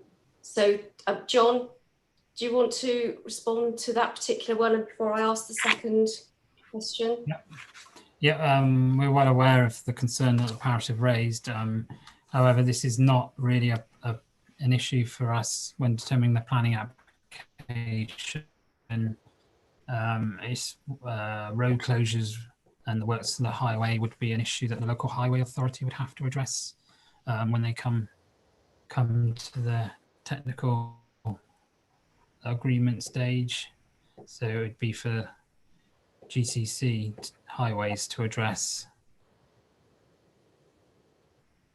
Okay, thanks, John. And the second question or point is, could the Parish Council please have clarification regarding the necessity of inclusion or not of the planned cycle route on the A419 in these planning applications? It would be a pity to find after the event that these cannot go ahead because they are not allowed for in the current application. Now, John has obviously covered that earlier, but again, John, maybe you'd like to reiterate the gist of what you said earlier.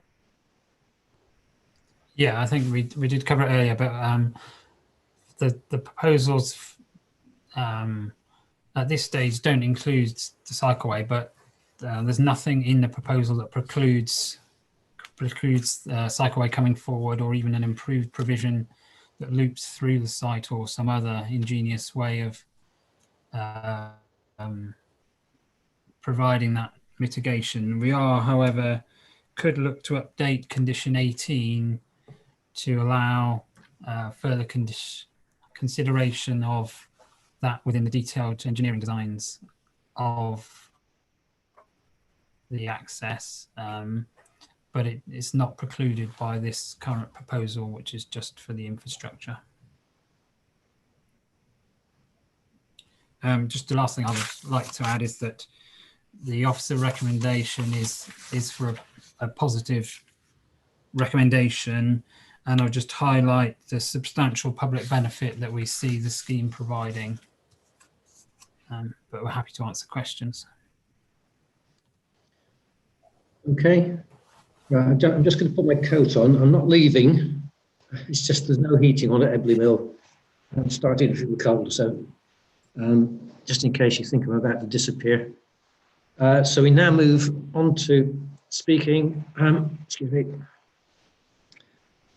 We have the ward member Councillor Martin Whiteside, who should be with us, who's going to speak to us now. Yes, there we are.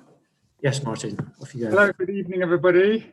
So I'll speak on behalf of the community I represent in Brimscom and Thrupp and parts of Rodborough. The reopening of Brimscom Port has been a long-held aspiration for Brimscom and Thrupp residents since at least 2003, when I was first elected. And the then Parish Council asked me to convene a working group to ensure that the community wishes were brought to the fore in future Brimscom Port redevelopment.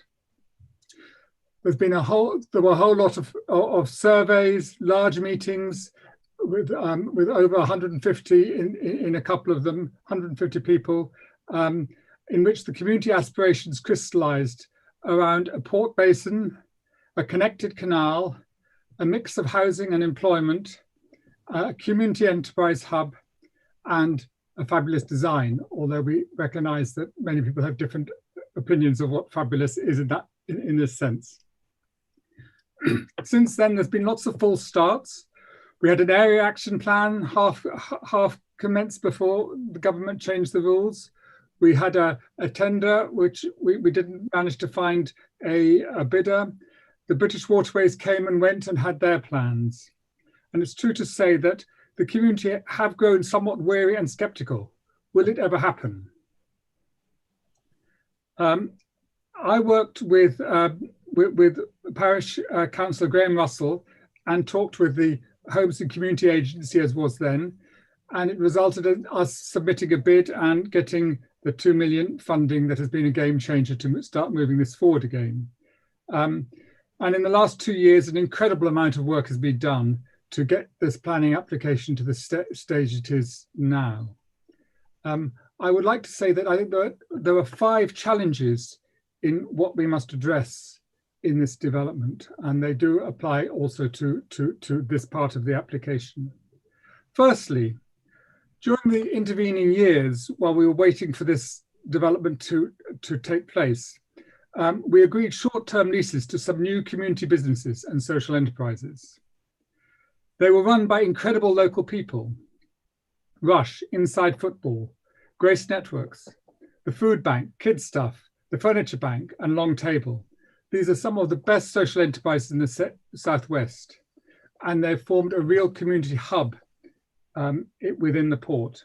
And we're extremely proud of them. They are amazing. We need to also recognize at the same time that the buildings they occupy are at the end of their life. Many of the buildings are no longer fit for purpose with leaking asbestos roofs.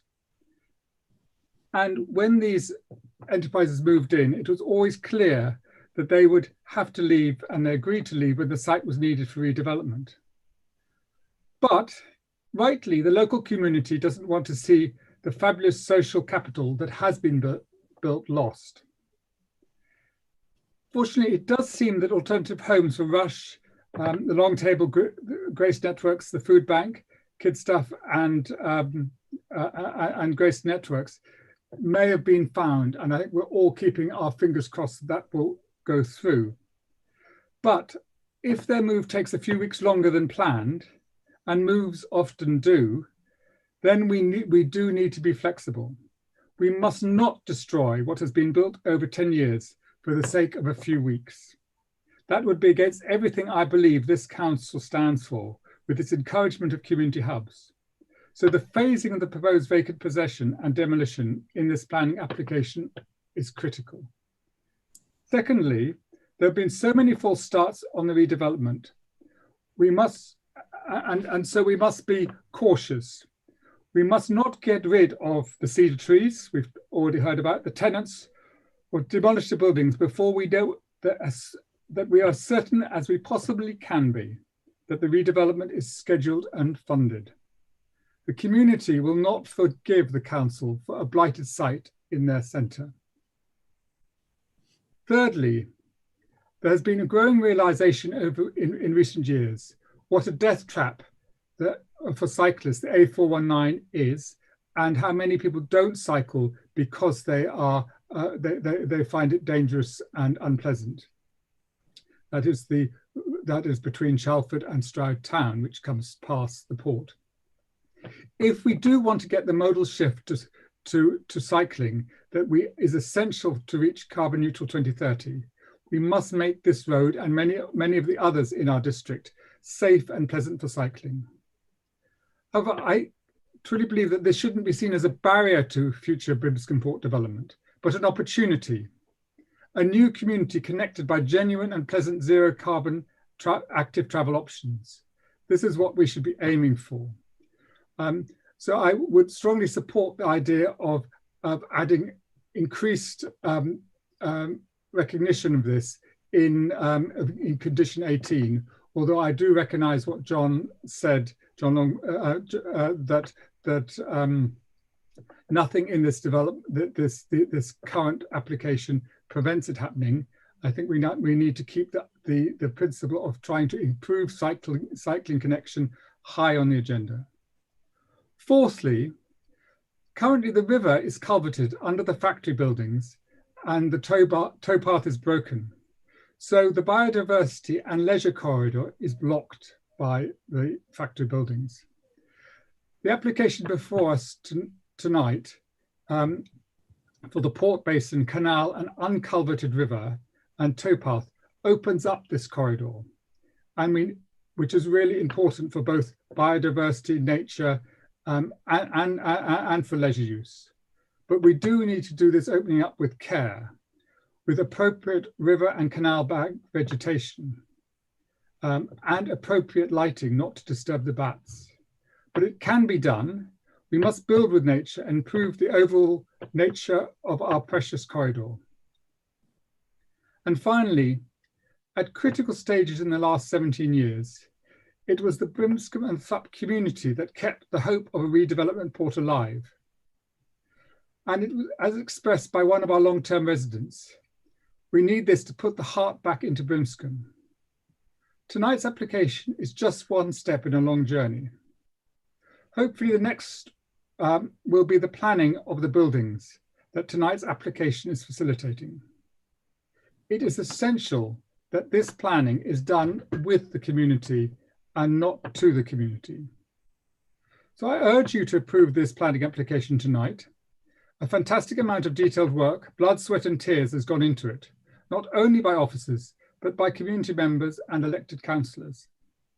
We do need to move forward, and let's ensure we plan and design with the community, with our wonderful social enterprises, with cyclists and with nature. Thank you.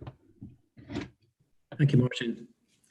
And next we have, I think Colette Wilson is going to speak for Brimscom and Thrupp Parish Council. Do we have Colette in the room? Hello, Councillor Baxendale.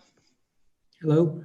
Hi. You should be getting a 4-minute clock coming up. You'll have 4 minutes to speak. And if you get close, if you can try to wind up before the 4 minutes. If you don't look like you're going to be winding up, I'll try to remind you. You have to stick to the 4 minutes. Yeah, that's absolutely fine. Fair to everyone. Okay. Okay, in your own time. Well, first of all, thank you for inviting me, and obviously Bob's on the call as well. And of course, after the press release, the parish have started feeding back to us. There are a couple of overarching concerns. This is more just around a temperature check. This is not an opposition to this application, of which we really broadly support. We appreciate that the developments coming. We're really excited about it. Overarching concerns that have been fed back to us, there's a general scepticism that this will ever happen, and there's definitely consultation fatigue. And that means it might still come as a genuine shock to some of our parishioners when the bulldozers actually come in. So we need to be really careful about that. And I don't think people still really understand what it means. There's still a lot of myths and misunderstanding about which bits will stay, which bits will go, which bits are still to be decided. And there's very little comms in plain English for them to sort of get their teeth into. And within the community, I would also add that there's a real lack of understanding about the programme, the scope and the phasing of the demolition and engineering works at the moment. And in part, that's probably due to we've all been in survival mode for the last year. But I think as we come out of that, people will start reconnecting with this project. And when asked, most assume that the work to the bridge on Brimscom Hill and the connection to the brewery are part of this phase of the works. And so I think that's very important to them. So if we can ask if there are timescales and a strategy for this second phase to be agreed, because the disruption to local residents from quite far away, while this part of the work is ongoing, is substantial and it needs quite a long lead in time. The planning documents are quite impenetrable to the average person, I have to say, even though they're absolutely brilliant, full of information. But I think we'll really need to have active, honest and clear comms and accountability to make sure this local community come along with us in what will inevitably be a period of disruption and inconvenience until the development is complete. So we had a couple of themes that came through as well, 3 themes. And probably the primary one is about dereliction and antisocial behaviour. One parishioner wrote to me and said that they don't want everything that is good about the port now lost and replaced with a hideous eyesore for an extended period of time. And I would say this opinion is reflected by majority. Already within the parish, we have several large development sites that are derelict. We've got Brimscom Mills, Ham Mills and Dark Mills, and with work intermittently happening at neighbouring Wimble Mills, all of these places cause issues for the local residents with vandalism, graffiti, rubbish, trespassers. Our PCSO and neighbourhood warden have already advised of antisocial behaviour within empty units on the port. The port is a large, visible and important space at the heart of our parish, and we'd request that the demolition works are tied into the wider development works and that the businesses and the people presence are kept on site for as long as is practical possible. Really harking back to what Martin was saying, completely agree. We've also got to understand that for our community, there's a whole change curve of loss and bereavement about what's going to happen at the port. And our community will need to transition through this change curve, and it is a significant change for us. Although an exciting one, the end result's going to be brilliant. But the only way that we're going to be able to avoid the conflict and distress that perhaps will come with that is to talk freely. So as a parish council, we'll be holding lots of listening sessions to try and make sure that people feel supported through this process. The loss of community assets as a result of the demolition also keenly felt within our parish, and the youth and family facilities of both Rush and Inside Football are much loved, as is the work of the Grace Network with high profile long table. And I would ask that as much time as possible be given to these businesses to relocate successfully to avoid public backlash to the whole development.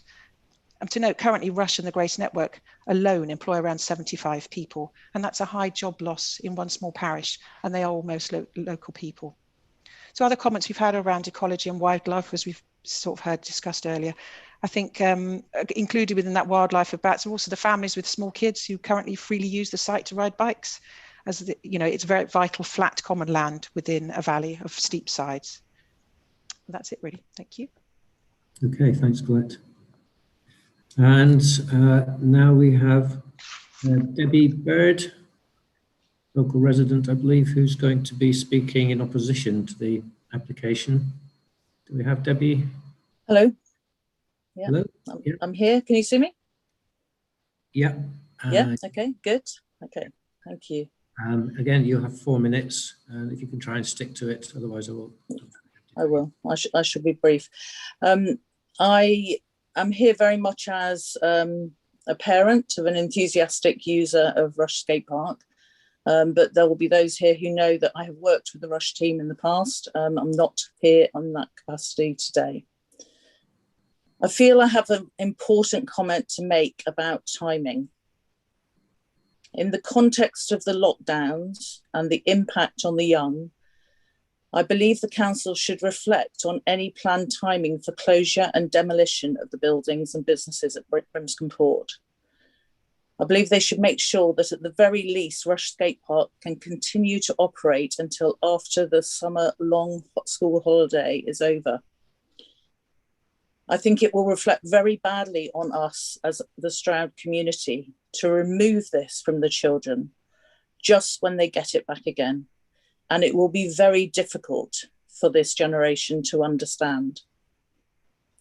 Young people have had to put up with a lot, and the impact of closure of this much loved venue, both locally and much further afield, is going to be an additional blow. I'm a school governor and a trustee of CBAT, and we regularly table issues of well-being, mental health and well-being at our meetings. We should be considering the mental health and well-being of our young people at this time.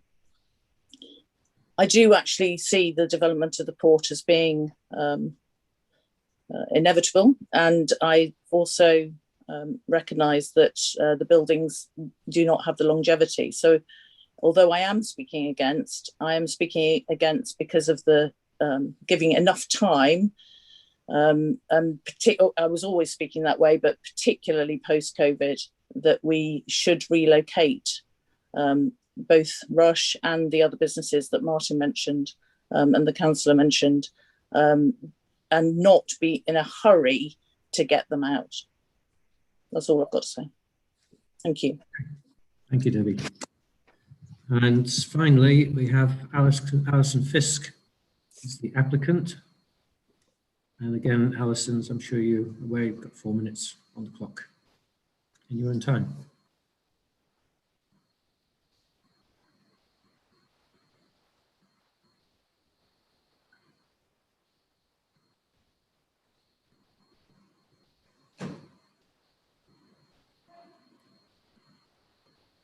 Hello, Alison, can you hear me?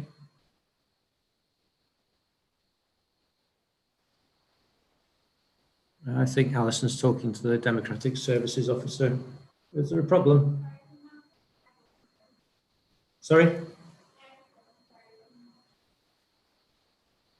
Oh, not frozen here, but I can't hear Alison. Everyone's frozen. The whole connection's frozen.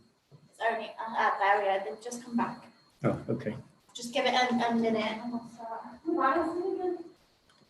whole network went down. Okay. Oh, Alison, can you hear me? No, I can't hear Alison. Can anybody hear me? Yes, Chair. It's all live. Yeah, I can hear you. The network has gone down in the mill, so just give Ali a minute to try and come back. I think most of us are reconnected. Alison still seems to be having a problem. Yeah, I can hear you, Martin. So, yeah. Yeah, I can hear. Yeah, I think we're just waiting for Alison to get back in. Can you hear me now? Yeah, I can hear you now. Sorry, thank you. The headset's working again. Right, okay.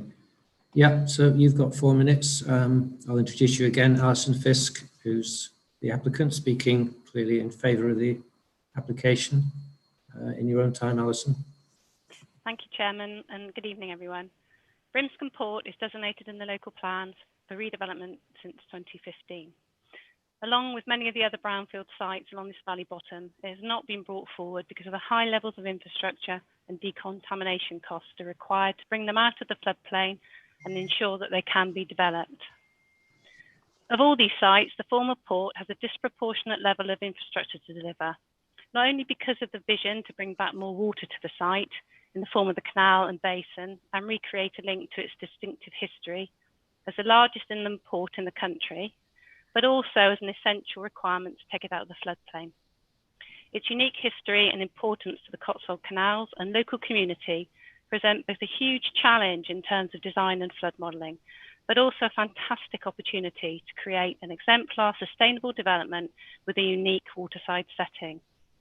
It will become a national draw for boaters and canal enthusiasts once the port is linked via phase 1A and B of the canal restoration and out to Sewell, but also an important site, as you've heard, for the local community to work, live in and around, visit and to enjoy. Both applications before you tonight are the result of several years of design work by our consultants Atkins and the Council, working alongside the Environment Agency, the Highways Authority, in partnership with Stroud Valley's Canal Company and in consultation with the Parish Council, to ensure that the design balances the requirements of all those organisations, as well as the numerous other stakeholders. Our pre-application public event, pre-COVID, was extremely well attended with a real buzz and local residents keen to see this redevelopment finally happen. The infrastructure proposed reopens the culverted river and naturalises its banks where possible and reintroduces extensive open areas of water by the canal and basin. It allows for boats to be craned into the basin, as you've heard, before the canal is joined up for the residential moorings proposed. It retains a secluded area of woodland for protected species, including the bat house already constructed. Although the loss of the port house is regrettable, it's impossible to reinstate the canal without this, and the setting of Port Mill will be enhanced overall. This is the only design solution for this complex stretch of the canal and creates development plateaus for the next stage of the project. These two applications deal with the enabling infrastructure only, as you've heard, and are essential to de-risk the site and create confidence so that the council can procure a development partner. The master plan for the whole port site can then be developed based on the council's approved development brief and a detailed application submitted thereafter. Further consultation will take place with all stakeholders at this time to enable people to have their say on the scheme that will realise the council's vision for the site. The public investment secured by the council currently meets a significant viability gap, but it is time limited. And if a development partner is not secured soon, the gap may widen and funding and the redevelopment will be at risk. The redevelopment of Brimscom Port is one of the council's key corporate priorities. The infrastructure design is a carefully considered and thorough one, informed by numerous surveys and investigations carried out by experts in their field. It meets the requirements of the key stakeholders involved, who have approved it, and all the demands made of it in terms of the constraints of this challenging site. If planning permission and listed building consent is granted tonight, which I certainly hope they will be, this will be a significant leap in bringing forward the vision, giving certainty for the next stage of redevelopment and the prospect of the creation of an exciting destination at the eastern end of the canal, which also puts the heart back into the local community. Thank you. Thank you, Alison.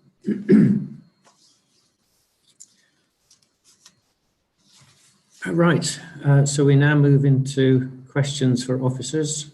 If you could raise your blue hands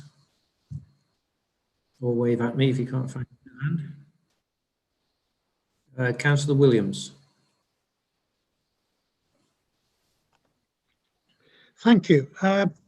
Question for Vicky Pettigrew, that's okay. On the fish, I mean, there's some really good brown trout in the Frome running where it runs through Brimscom Port. I've stood there and watched them in the past, and they'd be worth catching.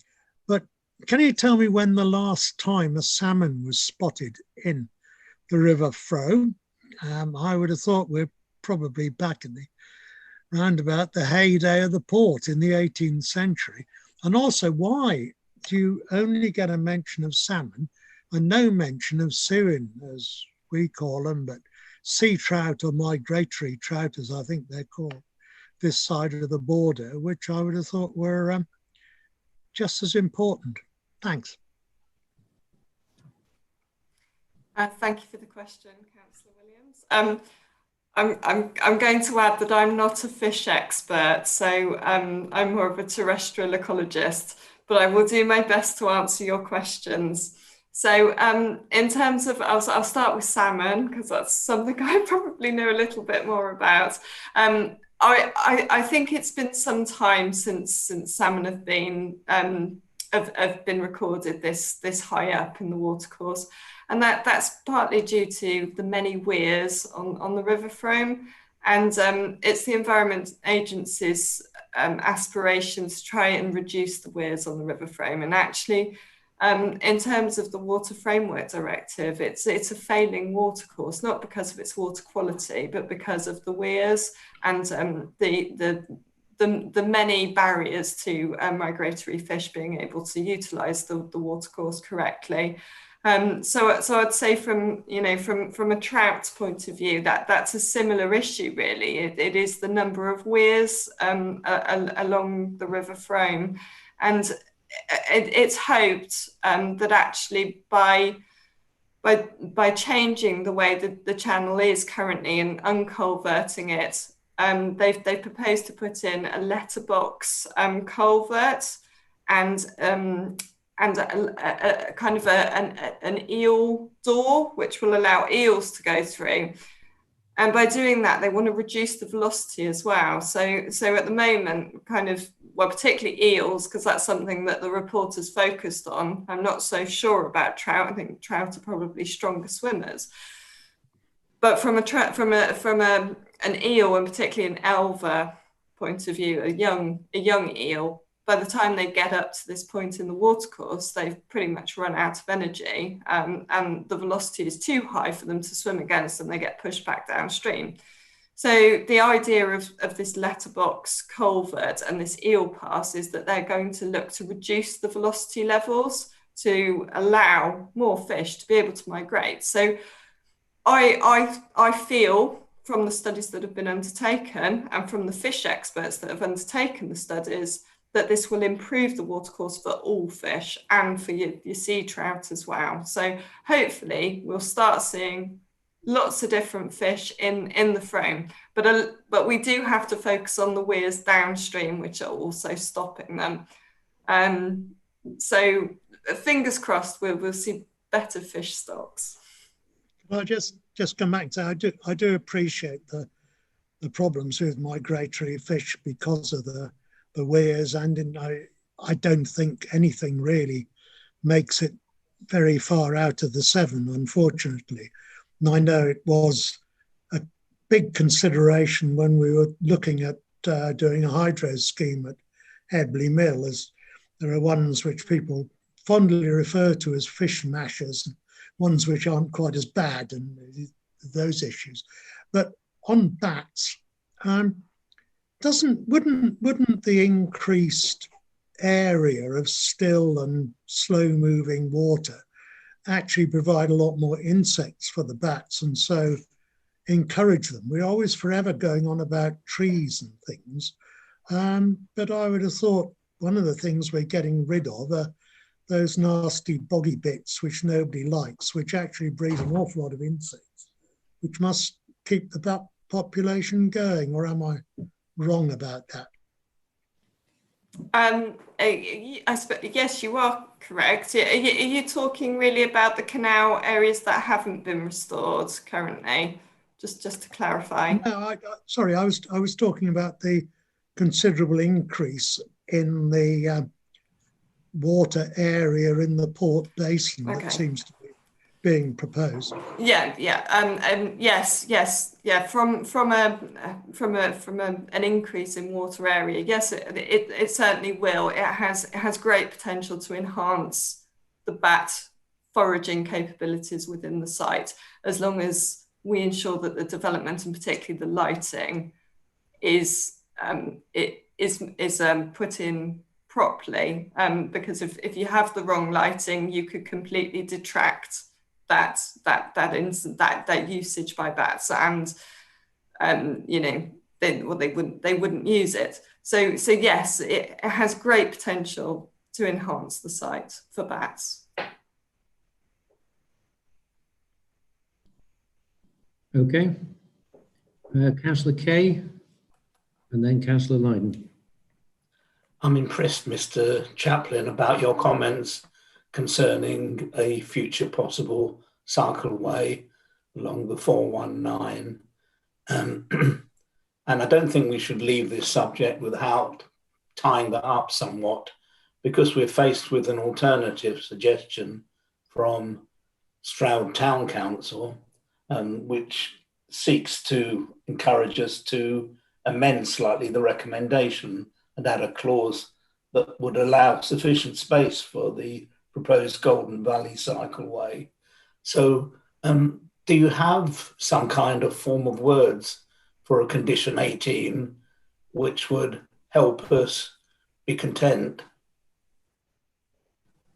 Yeah, well, I think the issue we had was with the town council suggestion is that you can't really amend the description of development in that way. It's not a motion, it's a description of what's being proposed. So, as I said, we don't feel the scheme would preclude the cycleway, and I do have some extra words that we can add to condition 18 to try and include the cycleway within the technical detail of the access junction. The only difficulty at this stage is it's still aspirational and we don't necessarily know the design or the full details of where the proposed cycleway will go. That's the only caveat I have on that. And I would also probably repeat what I said earlier, that the applicant has put the cycleway at the centre of part of their development brief. So the full details will come forward in the later stages, so it will be addressed later on, but we can look to include it in condition 18 if that adds some extra reassurance. And that's specifically what I'm asking. I'm asking you to come up with some form of words for our consideration, so that if we approve this application, it does include something in a condition 18. So could you help us with the form of words? Yep. Just find them. Yep. Condition 18 at the moment says prior to the commencement of the construction of roads, access or highway alterations hereby permitted, engineering details of these works, and I would suggest we add in including consideration of the potential provision of the latest design of the A419 cycleway, if appropriate, and then those details should be submitted to and approved by the local planning authority. So it just adds in that the technical detail in that condition should include the consideration of the latest iteration of the cycleway if the details have progressed. So it specifically refer to a hoped for cycleway. Yeah, the idea is that the engineering details can show that there's potential for a cycleway should it come forward at a later date.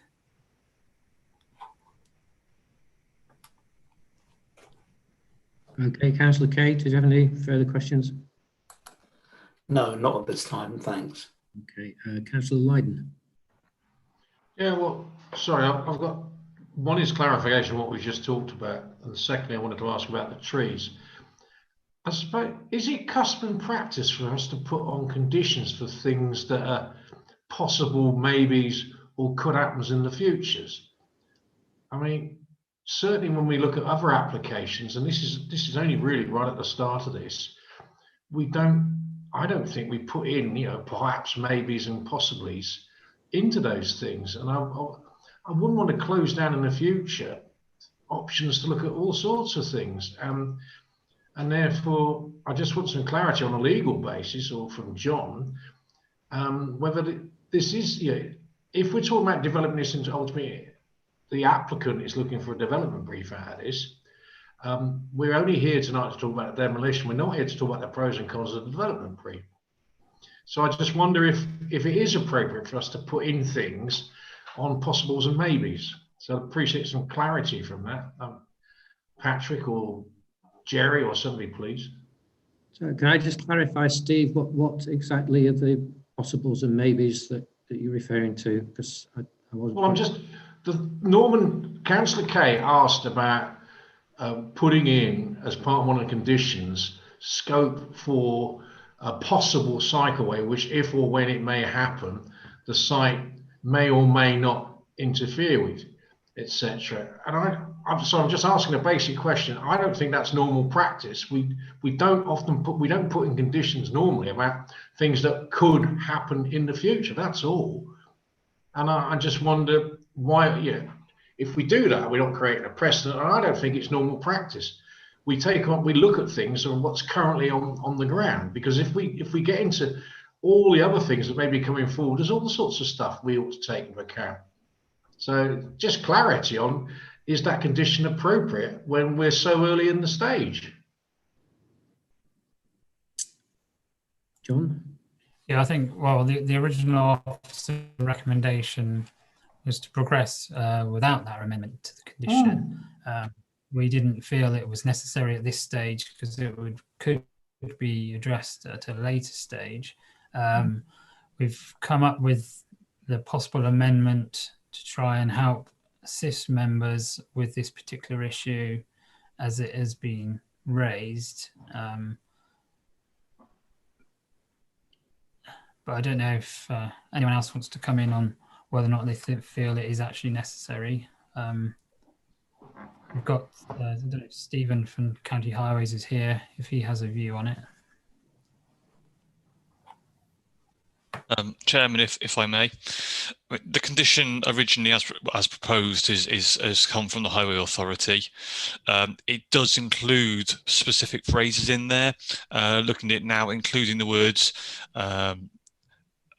accesses, highway alterations. My professional opinion is that condition is sufficiently worded at the moment to already include such measures. However, clearly the applicant has expressed some desire in the future to do so. There's no harm in expanding that condition if you felt it was appropriately necessary to do so. But the condition was originally intended to firm up the details of the extensive engineering operations that are already necessary for the bridge on Brimscom Hill, the access onto London Road, for example. The Highway Authority, when it comes down to these conditions of discharge, is going to be looking at something called the road user hierarchy. So we are going to be considering pedestrians, cycling and bus users as part of our normal due diligence. And of course, we'll be looking at that exact same process when the residential proposals do eventually emerge. So really, Chair, the condition, in my opinion, is sufficient, but you could expand it if you really felt you needed that level of clarity. I hope that assists. Okay, Steve? Well, I suggest we take it then when we come to talk about motions, and Chair, because that's given me clarity.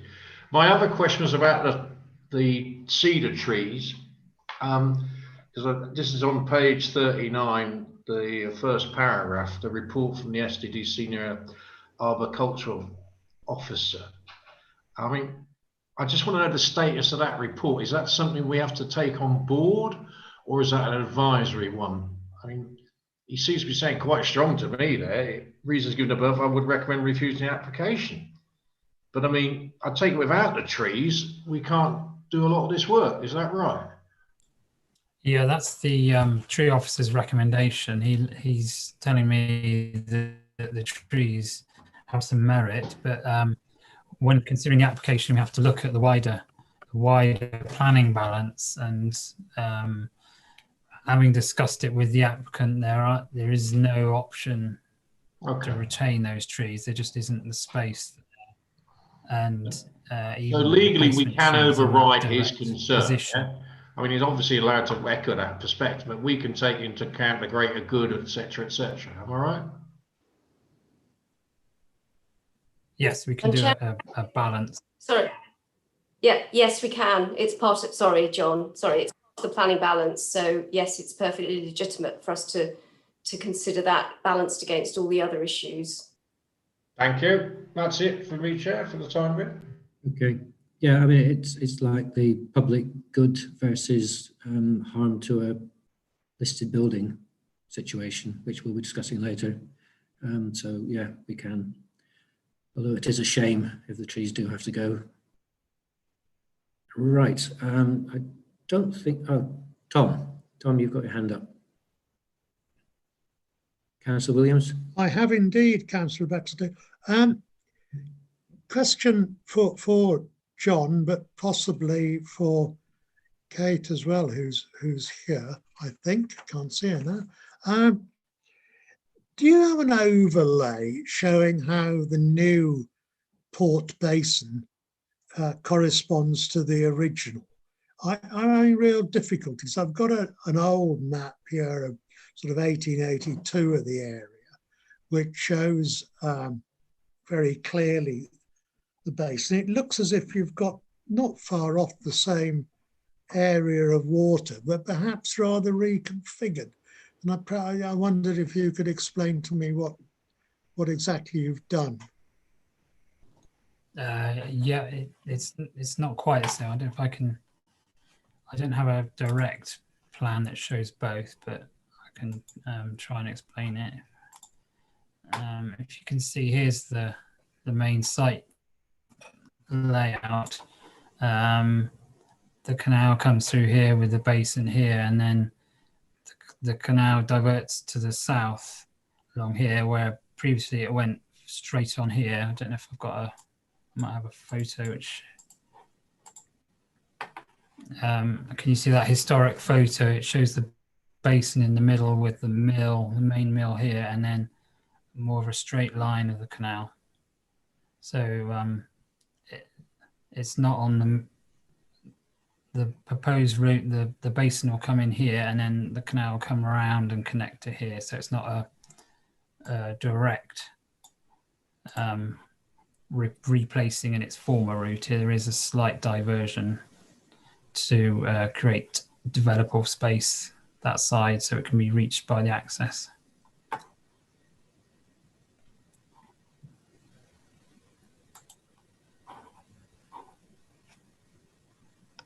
The sort of western boundary is roughly where it was, but the eastern boundary has moved a lot west. It's shorter, as it were.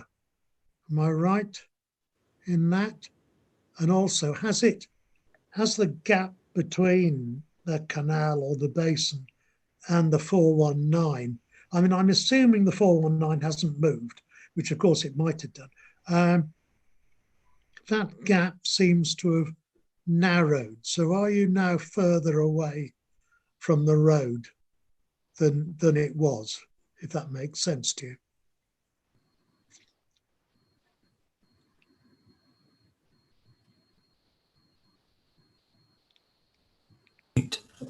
Yeah, the canal, if I share again.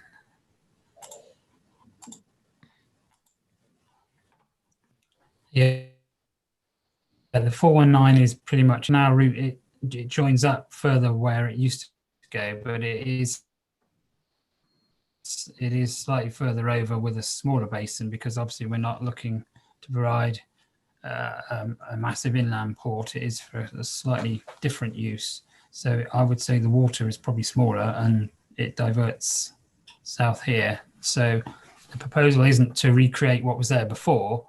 It's to bring forward a canal in the area it was, but then also provide a redevelopment option through the rest of the site. So that it's an active site, not just a canal and an industrial development. So yeah, it is slightly different, but it provides all this space for future development. Yeah.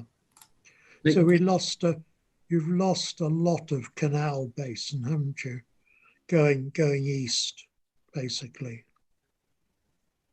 Kate's nodding along to some of your questions. I don't know whether, Kate, did you want to come in with some comments? Yeah, it is only a fraction of its former self. It's very much a different orientation. Historically, there was a little island in the middle of it with a foundry and stuff, so it's definitely not a recreation of its original form by any stretch. So yes, it is as an extent of water that will allow it to be used in its new incarnation, but wouldn't have been sufficient for its old one. Thank you. I think that just about covers it. Thank you. Okay, Councillor Jones. Thank you, Chair. This is more of a procedural thing, I think. I appreciate that we've got the another application after this for the listed building consent, but as demolition of that building really is such an important part of this application, would it be proper to have Kate make her piece, to say her piece now, in order to inform the decision that we will take on this application, or are we absolutely limited to the demolition of units 1, 2A, 2B, 3, and 4, etc.? Because Porthouse is really an important part of this whole thing. Okay, can I bring Jerry in on that? Because I think Jerry will have something to say about that. Yes, thank you, Chair. Yes, I mean, obviously we have to take the application separately because different legislation covers planning permission and as to listed building consent, but there's absolutely no harm in Kate providing advice at this stage in respect to the demolition for the planning application, because obviously one of the central considerations of that is the impact in respect of the listed building and its setting. So more than happy for Kate to come in now, but only to say that she will possibly have to do a short reiteration of what she says now when we deal with the last application on the schedule. Thanks, Jerry. Thanks, Chair. Demolition in terms of the impact on the heritage assets on the site pertains to two separate strands, one of which is the removal of the modern buildings, which are to the north and to the west of the rear range of the mill. John will, oh look, John will demonstrate. So those are the modern buildings which are hashed in blue there, mainly 1960s and 1970s. And so that forms part of the listed building consent application by virtue of their annexation, their attachment to the main listed building. Then also in there, hatched in green, we've got the old Port House. Now that's a multi-phase 19th century building, probably built in 3 phases. It was built to serve the purposes of the mill prior to 1948, and therefore it is considered to be curtilage listed. So that is that extra layer of protection it's got. As I say, multi-phase, but very difficult to pick out now from physical form on the site, just purely because it's been rendered, re-roofed, refenestrated, all the rest of it. John has got pictures of its previous form in its old photos, John. So there it is. I would say latter part of the 19th century, that one. And then we've got a 1930s photo down at the bottom. So that's looking back down the full extent of it, so there. So it's very hard to pick out the morphology of it, other than to say there was a building there on the site in the 1840s, probably not that one, though might be a bit of that one, extending a couple more times since, presumably to do with change of ownership and expansion of processes on the site. So it's a good building in terms of the setting of the listed building as well. It sets up the mill nicely, makes these spaces important for the evolution of the site. That, by extrapolation, same for the character of the conservation area. It's these buildings that set up the main mill sites, all part of the story of the industrial heritage of the Stroud Valleys. So we do have to give it really careful consideration as required by legislation. So that is a strong one to think about. In terms of the modern ones, they are part of the industrial heritage conservation area these days. That's what you get, big portal buildings. In terms of the consideration of the listed building in the removal of the portal ones, then we've got to look at how any damage caused by the removal is repaired or at least made good, because there will be an impact on them going on the historic fabric of the mill building. But in terms of the removal of the Port House now, that is a little bit more significant in terms of the weight that we've got to give to the consideration, weighing it up against the substantial public benefits of the scheme that would be required to outweigh the substantial harm that the removal, the wholesale removal of that asset would cause. I think that's it. Yeah, thanks, Kate. Okay. Got Tom, have you got your hand up again for another question? Yes, I'm afraid I have forgot this one. There doesn't seem to be any provision in what's before us this evening for either visitor parking or for any sort of visitor centre or cafe or any provision for visitors. And I wondered if that was because there ain't going to be any, or because it might conceivably turn up later. This was, after all, being promoted as a, as a major part of the canal regeneration scheme and of great interest to all sorts of people, but we don't seem to be making any provision for that supposed interest. Thanks. Yeah, this application is just for that enabling infrastructure. As the applicant said, they brought forward this application to help address some of the infrastructure need of the site and some of the costs, which will make the site more viable going forward. So the details of the buildings, any community uses and cafes or those sort of active uses will come forward in the next stage.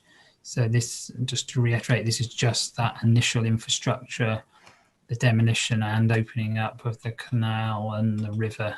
So the main regeneration, the detail bits that you're suggesting come forward in the next stage of the proposals. Okay. Right, I haven't got any more hands up for questions. And nobody's waving at me, so okay, the recommendation is to permit. Does anybody wish to propose permission? Chair, sorry, could I just come in? The recommendation is delegated permission. Sorry, as John mentioned, just to clarify, because of the fish issue. Yes, with the permission, but with, can you just clarify exactly, Jerry, what the delegated issues will be again, just to be sure? Well, can I pass over to John to do that? But just, yeah, thank you, John. Yeah, we're seeking delegated authority, so a resolve to grant, subject to us getting the HRA appropriate assessment signed off and agreed with Natural England. That's the detail that's outstanding, and the recommendation is with the updated list of conditions that was sent around. So that adds in some of the extra, particularly the lighting condition. So it's resolved to grant with the updated conditions.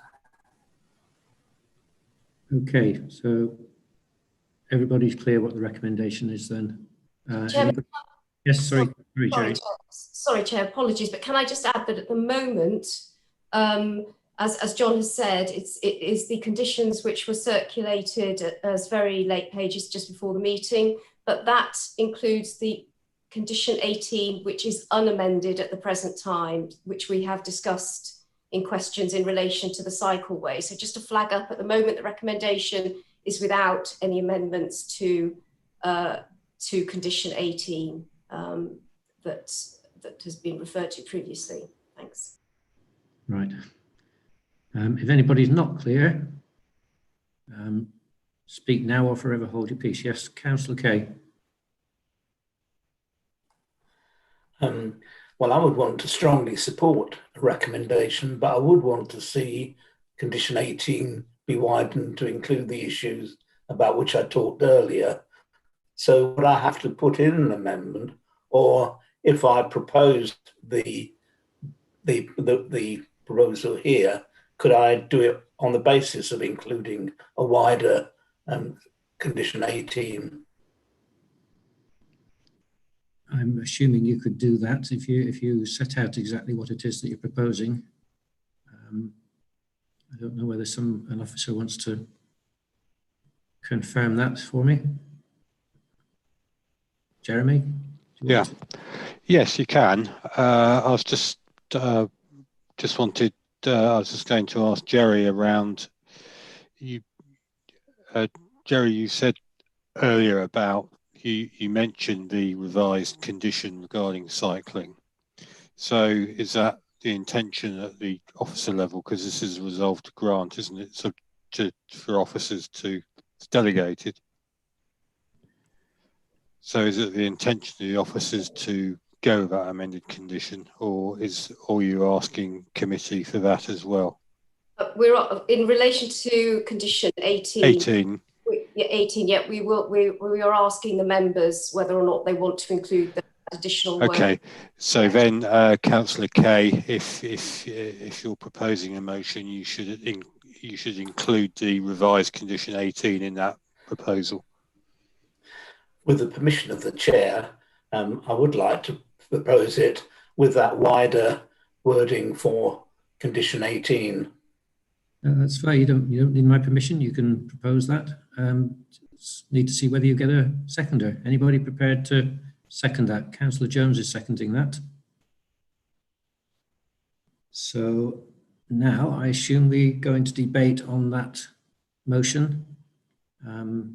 Again, as before, if that does fail, then we revert to the substantive motion to permit. Councillor Lydon, do you have a question? Wanted to join the debate. Are we not debating yet? I was just going to ask whether the proposer and seconder want to kick off debate. Okay. So Councillor Kay, you're the proposer. Do you want to kick off? I wanted to say in proposing this how profoundly impressed I am with the amount of work that our officers and local members have done to bring this to this point. It's going to be such an exciting and positive development for the valley and help to add life to it. I very much want to see a cycleway along the Golden Valley, and that's why I think that at least we should show some support for it through this motion. Thanks. Thank you. Councillor Jones, you seconded. Do you want to?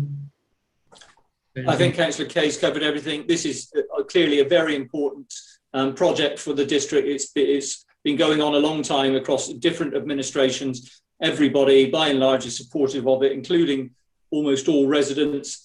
I think it's a great way to promote our districts, and anything we can do to continue it, especially this critical piece of infrastructure here, we should support. I recognise the issue with regard to the listed buildings that are going to, or one in particular that's going to be, or curtilage listed, that will be compromised. But I read the report, and I do see that on balance it's a positive thing to do.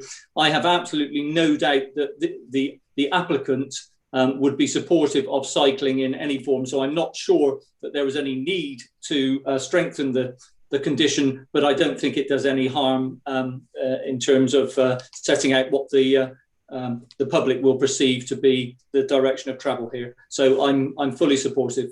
Thank you, Chair. Thank you. Steve, do you want to come in? Yeah, I mean, I echo, of course, support it, and many thanks particularly to Alison Fisk, who gave me a lot of clarity, which I think we need on this. And I think it is also worth reminding ourselves what our role is at these meetings. And this is specific about approving the demolition of those buildings. It isn't about the wider stuff. And I appreciate we're all interested in that, and there's lots of other questions. However, I am concerned about putting on this additional under Section 18. I've made my point. I don't think it's necessary.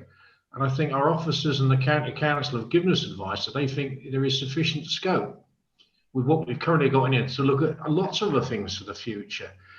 And I therefore, so I'll make my point. I think we have what is in there is sufficient enough. And I think it's important we proceed on this basis. And because if we tie up things too early. Sorry to interrupt you, Steve, but we've lost one of our councillors, so we're going to have to. Oh, sorry. Pause. Whether they died or? Well, she comes back very quickly, and I pause. Okay. Yeah, I don't think it's necessary, and I think Hayden was almost agreeing with me. And the other thing I would just comment on the fish. I mean, I can't remember the last time we caught a salmon in the Severn, let alone an eel. So whilst I accept the need for wildlife, and we'll want to do it. Sorry, Steve, can I just stop you for a second? Because the more it goes on, the less likely it is that the councillor we've lost will be able to rejoin the discussion. Sorry, I thought they were back. Sorry, mate. Jenna, have we got Councillor Tomlin back yet? No, I'm just trying to get hold of her. Give me a moment. Okay, do you want to be quiet? If we don't carry on the discussion too long, then she may be able to just continue. But so what do you want me to do? Finish? Just hang on a second. No, okay. just hang on a sec. See if we get her back. Strictly speaking, I'm supposed to pause for 5 minutes to try and get her back, but then if she's been gone for 5 minutes and we've carried on with the discussion, then she can't carry on with the determination. I mean, strictly speaking, I think the wording in the Constitution means she can't anyway, even if we haven't said a word. But let's just see if we can get her back. I think Jenna's on the phone to her now.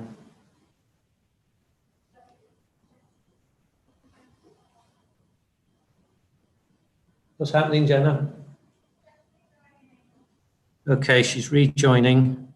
When she's rejoined, I'll just take a quick bit of legal advice on whether she can continue. given that we haven't actually moved on in the discussions or evidence. 60 seconds and she should be back with us.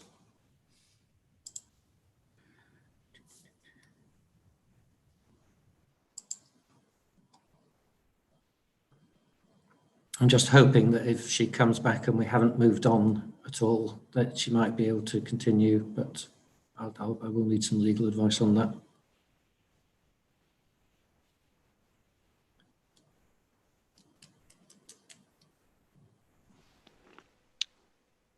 Chair, is she back yet?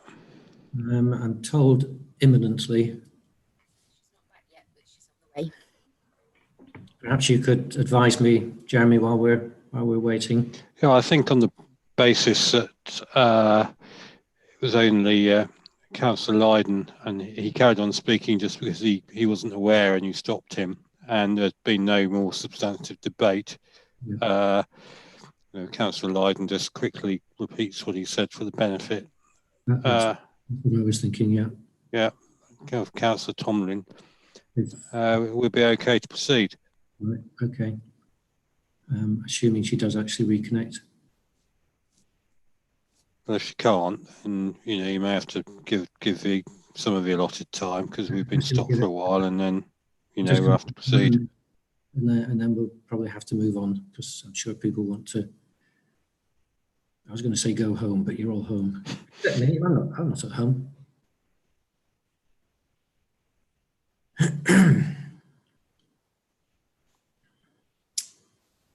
Yeah, I'm being told we've got another 90 seconds left in the 5 minutes. I suppose it would be polite to see if Councillor Tomlin can join us in any event.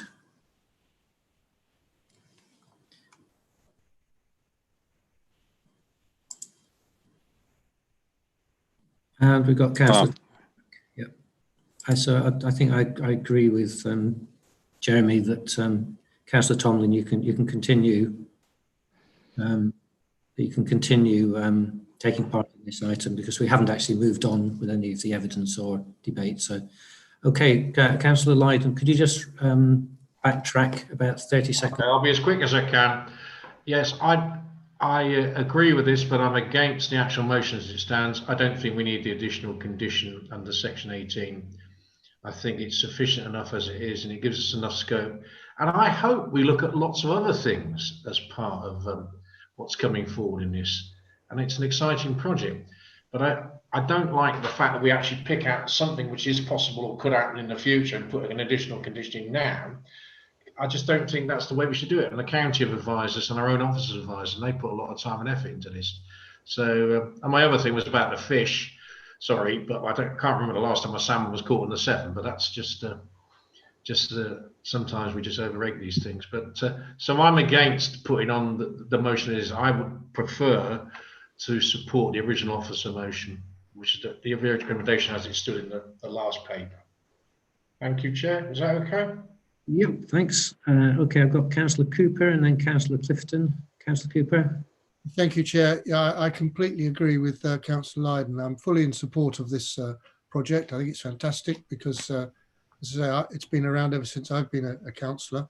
And I think we're just muddying the waters by introducing piecemeal important subjects, but not at this time. We're just dealing with the demolition here. So I don't agree with messing around with condition 18 at all. Thank you. Thank you. Councillor Clifton.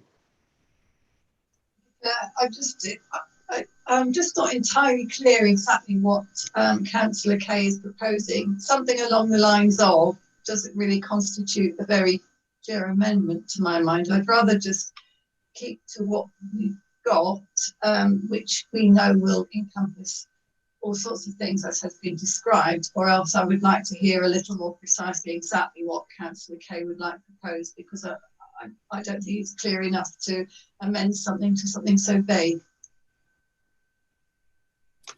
Councillor Kay, do you want to come back in? And that's why, Chair, I specifically asked Mr. Chaplain to give us sight of the kind of form of words which would allow us to include a wider condition 18, and he's provided that for us. So we shouldn't be in any doubt about that. The issue I would have thought is whether we need one at all, which I'll come back to in my summing up.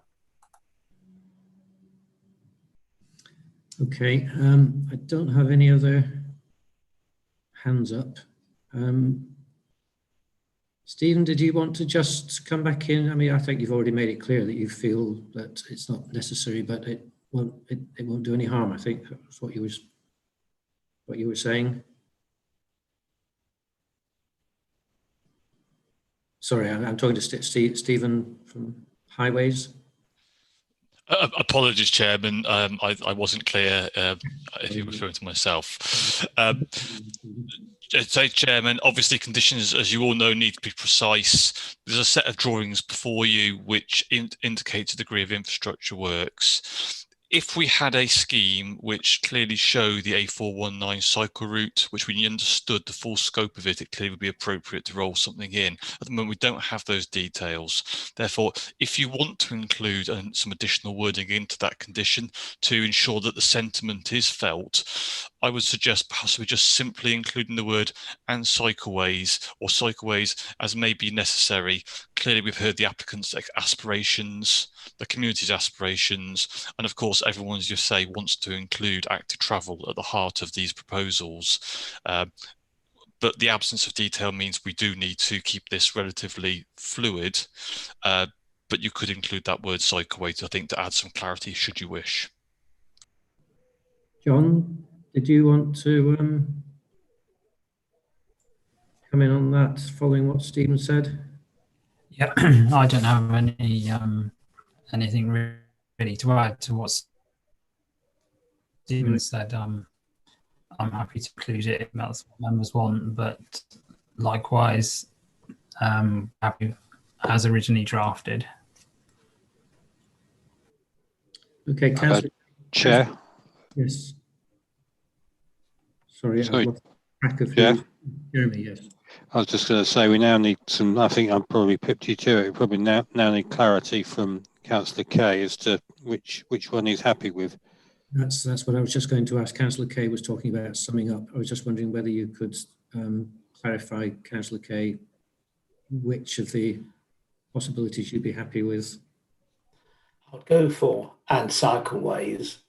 In my relatively short time as a member of the Development Control Committee, I've seen with large applications how we take it bit by bit, as we're doing for this. And I've always been worried that we lose sight of the overall picture. And in this particular case, the amount of demand and need for a cycleway along the Golden Valley has been iterated and reiterated. And so what I'm asking for is some form of words which mean that we keep that as part of our focus. And cycleways would be sufficient. Okay, I've got Councillor Williams. Tom, did you want to? Yeah, sorry, no, I didn't want to contribute about the cycleways, so I will wait till later. Apologies. Okay, if nobody else wants to debate on this, then I think we better go straight to the votes. And as far as I can see, Councillor Kay is proposing that we permit. Sorry, I'm just getting a message from Democratic Services. Says Hayden, happy to. Sorry, Councillor Jones, do you want to come in and? Yeah, I'm absolutely happy with it, with just the expression of cycleway. All I wanted was just for the public perception, which demonstrates that our support and direction of travel, and something broad and flexible like that is sufficient. Thank you. Okay, so I think we can just go to the vote. So it'll be permit with basically just adding in the word cycleways to just to add that level of reassurance. So is everybody clear what the vote will be? Just go. Jenna's telling me. Chair, I think I've perhaps confused things. I was just listening to the debate, and there were at least 3 members that were against the amendment, and I want to be absolutely sure that members are voting for and know what they're voting for. So if there's any doubt as to any member supporting that amendment, then it should be taken as a vote on the amendment, and then because otherwise we have a situation where members may be against the amendment and vote against the application. So I want to be absolutely clear on that. So I've got Councillor Williams' hand up. Tom, did you want to come in at this point? Yeah, I mean, I don't know where we are with this because we're now talking about cycle tracks, and I wanted to make a comment about the application as a whole. So is it appropriate for me to do that now, or are we about to move to a vote? I'm feeling that with Patrick's agreement, I'm feeling that we should take a vote on Councillor Kay's amendment. Okay. Would everybody be happy with that? Not shout now. Yes, yeah. I think that's probably the simplest and clearest way forward. So, is everybody okay with the, sorry, Councillor Lydon? Well, yeah, I think Patrick's question, sorry, I want the whole, let me be clear, and it may be me being time. I think we need to take Tom's questions, because I've got a question about the whole thing, and we sort of got sidetracked on this issue. If I vote against this, though, i.e. sticking in these words, which I think are already there implied anyway, I take it we will come back, though, as a substantive motion to vote for the whole thing. This, by voting against this, doesn't necessarily mean we're turning down the whole application, does it? No, that's why I'm suggesting that we take a straight vote on the amendment. Okay. Whether to accept the amendment. If that fails, Just want to be clear, mate. Yeah, thank you. If that fails, we revert to the substantive motion, which is to permit as is. Okay, so everybody's clear. You're simply voting on whether to have this change of putting in the word cycleways. If you're in favour of that, then you vote for. If not, against. And then we will definitely have a motion and a debate on the substantive issue of whether to permit. Okay. So I'm going to ask Jenna to do the roll call now. Or abstain. Councillor Baxendale. 4. Councillor Clifton. 4. Councillor Cooper. Against. Councillor Jones. 4. Councillor Kay. 4. Councillor Lydon. Against. Councillor Miles. Against. Councillor Sue Reid. 4. Councillor Mark Reeves. 4. Councillor Tomblin. 4. Councillor Williams. Against. That's 7 votes for and 4 against. So the amendment is carried, Chair. Right. So we've effectively now agreed that that amendment will be part of the substantive motion.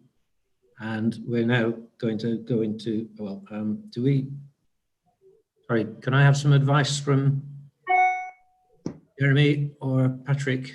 Do we now need to have a fresh proposer and seconder for the substantive? I've lost track of.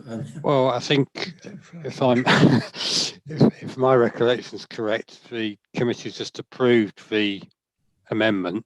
The amendment, yeah. So now you are debating the original proposal with the amended condition 18. But do we have a proposer and a seconder for the substantive? Well, it's probably best to redo it just so everyone's clear. I think Councillor Kay was about to raise his hand. But... Councillor Kay, are you happy to propose the substantive motion? I am indeed, Chair. That we permit with the amendment. Yeah.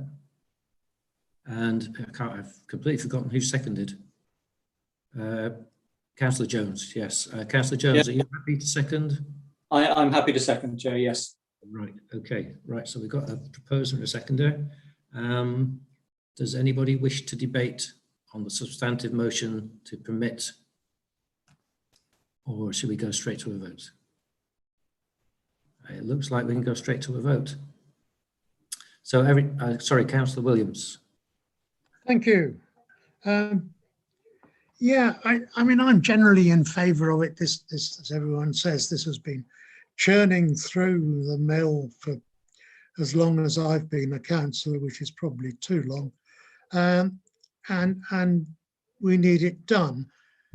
When we started out with the whole canal regeneration project, Brimscom Port really was the jewel in the crown. It was the thing we were going to recreate and would be a huge attraction. And over the years, of course, there's been no money to do it, and it slowly drifted away. And it's not a planning consideration. I've no problem with the plans as presented, but I do think it's hugely disappointing that we have now basically given in and said, oh, well, it's going to be a housing estate round a gesture in the direction of the canal, which is what it's definitely beginning to look like. And I think that's a pity. I mean, it's not something that's up for argument in this application, as are quite a few other things. It's something that's for consideration by the council, as indeed is what you do about Rush Skate Park or the Long Table, which may well be community assets, and we may well, there may well be a very good case for putting council money into them. But if we want to put money into them, the thing to do is to put money into them, not to allow them to carry on in rundown buildings on the cheap. That is not an appropriate way to do it.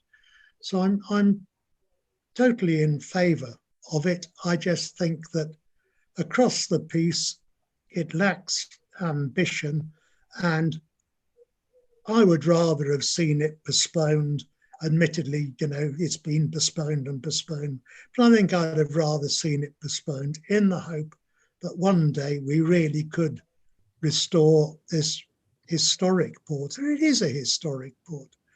To something like it used to be.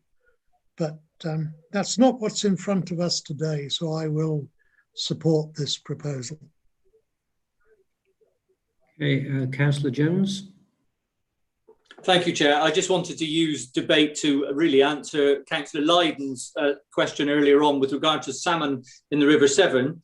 They certainly are there. They're caught every year through a range of means, lathe nets, pushers and other means. So whilst they are, the Environment Agency are grappling with how to conserve stocks, it's not catching them in the River Severn that causes the issue. So we can look forward in the fullness of time, once the weirs are addressed, as Vicky mentioned earlier on, to seeing them further upstream, I hope. But obviously I'm supportive, Chair. Thank you. Right.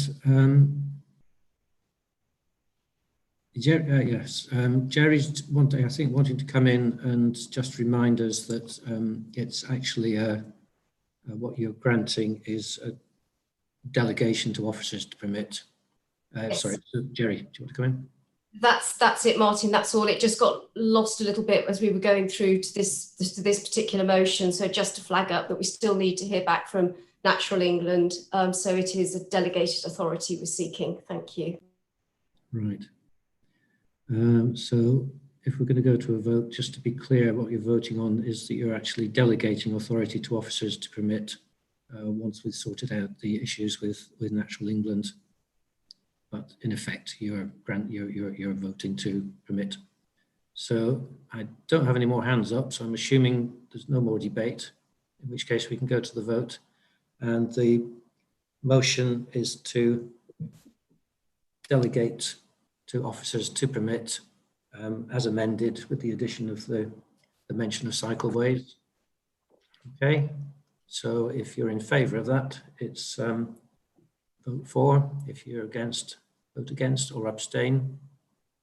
Jenna, are we ready for the vote? Yep. Councillor Okay. Baxendale. For. Councillor Clifton. For. Councillor Cooper. For. Councillor Jones. For. Councillor Kay. 4.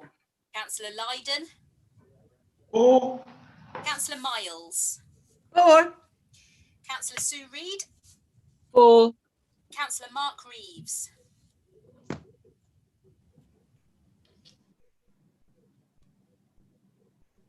4. Councillor Tomblin. 4. Councillor Williams. 4. That's unanimous, Chair. Yes, so that's permission. And now we move on. Well, again, just to be absolutely certain, that's delegated to officers to permit once the natural England issues are sorted out. And the final item, looks like we might actually finish this off before 10 o'clock, is again, Brimscom Port Business Park. It's the listed building consent for demolition.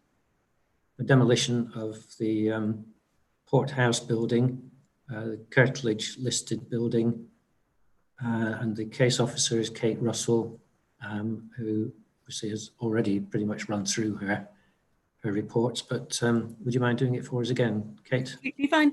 Thanks, Chair. I won't reiterate too much of what I said previously, other than to say it's these two aspects. So we've got the bit to the main mill building and the demolition of the port building. I'll refer to Historic England's comments. They were by no means objection, but they did want us to clarify a couple of things. One was to satisfy ourselves that we had sufficient information as to the significance of the old port house, and another one to satisfy ourselves that there would be the substantial public benefits required to outweigh the harm. Officers have satisfied themselves that that is the case, and hence the recommendations now. So very little to add to anything previously. John's got the pictures somewhere if you need to see them again, but very little from my terms to add, other than it would be a recommendation for consent with a condition for the making good of the historic buildings. Okay. We don't have any public speaking, so we go straight to questions from members. Do any members have any questions for Kate? No. So check on that. So the recommendation is to consent. This isn't a delegated. This isn't delegated. This is simple, because there are no issues still to be tied up. So this is a simple yes or no, whether or not to permit. So do we have a proposer for the officer recommendation for consent? Permit. Councillor Lydon, and seconded by Councillor Cooper. Do either of you want to enter into debate on it?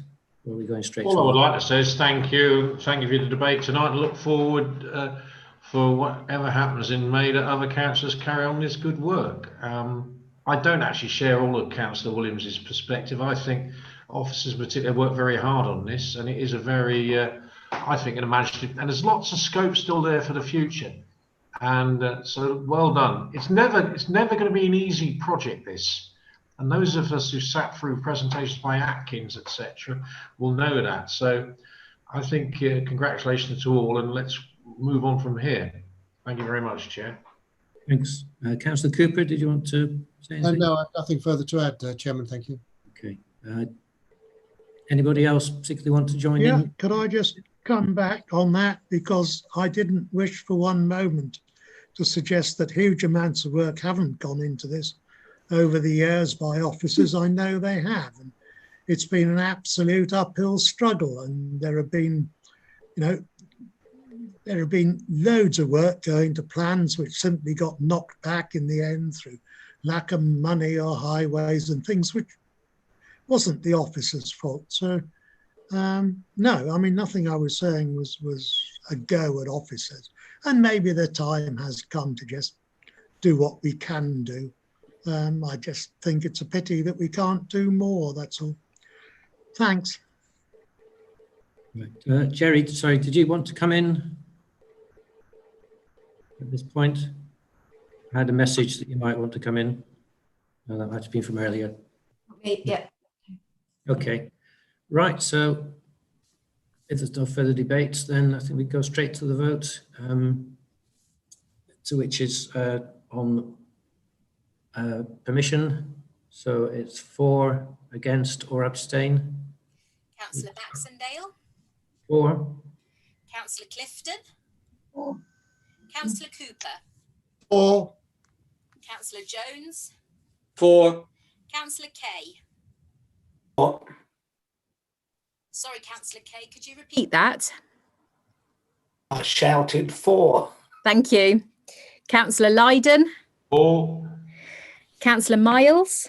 For. Councillor Sue Reed. For. Councillor Mark Reeves. For. Councillor Tomblin. For. Councillor Williams. For. That's unanimous, Chair. Thank you. It was okay. So that is permitted, and that's the end of the meeting. Thank you all for attending. It's been a long one. Night. Thank you, Martin. Thank you. Thank you. Okay. Thank you, everyone, and all the officers.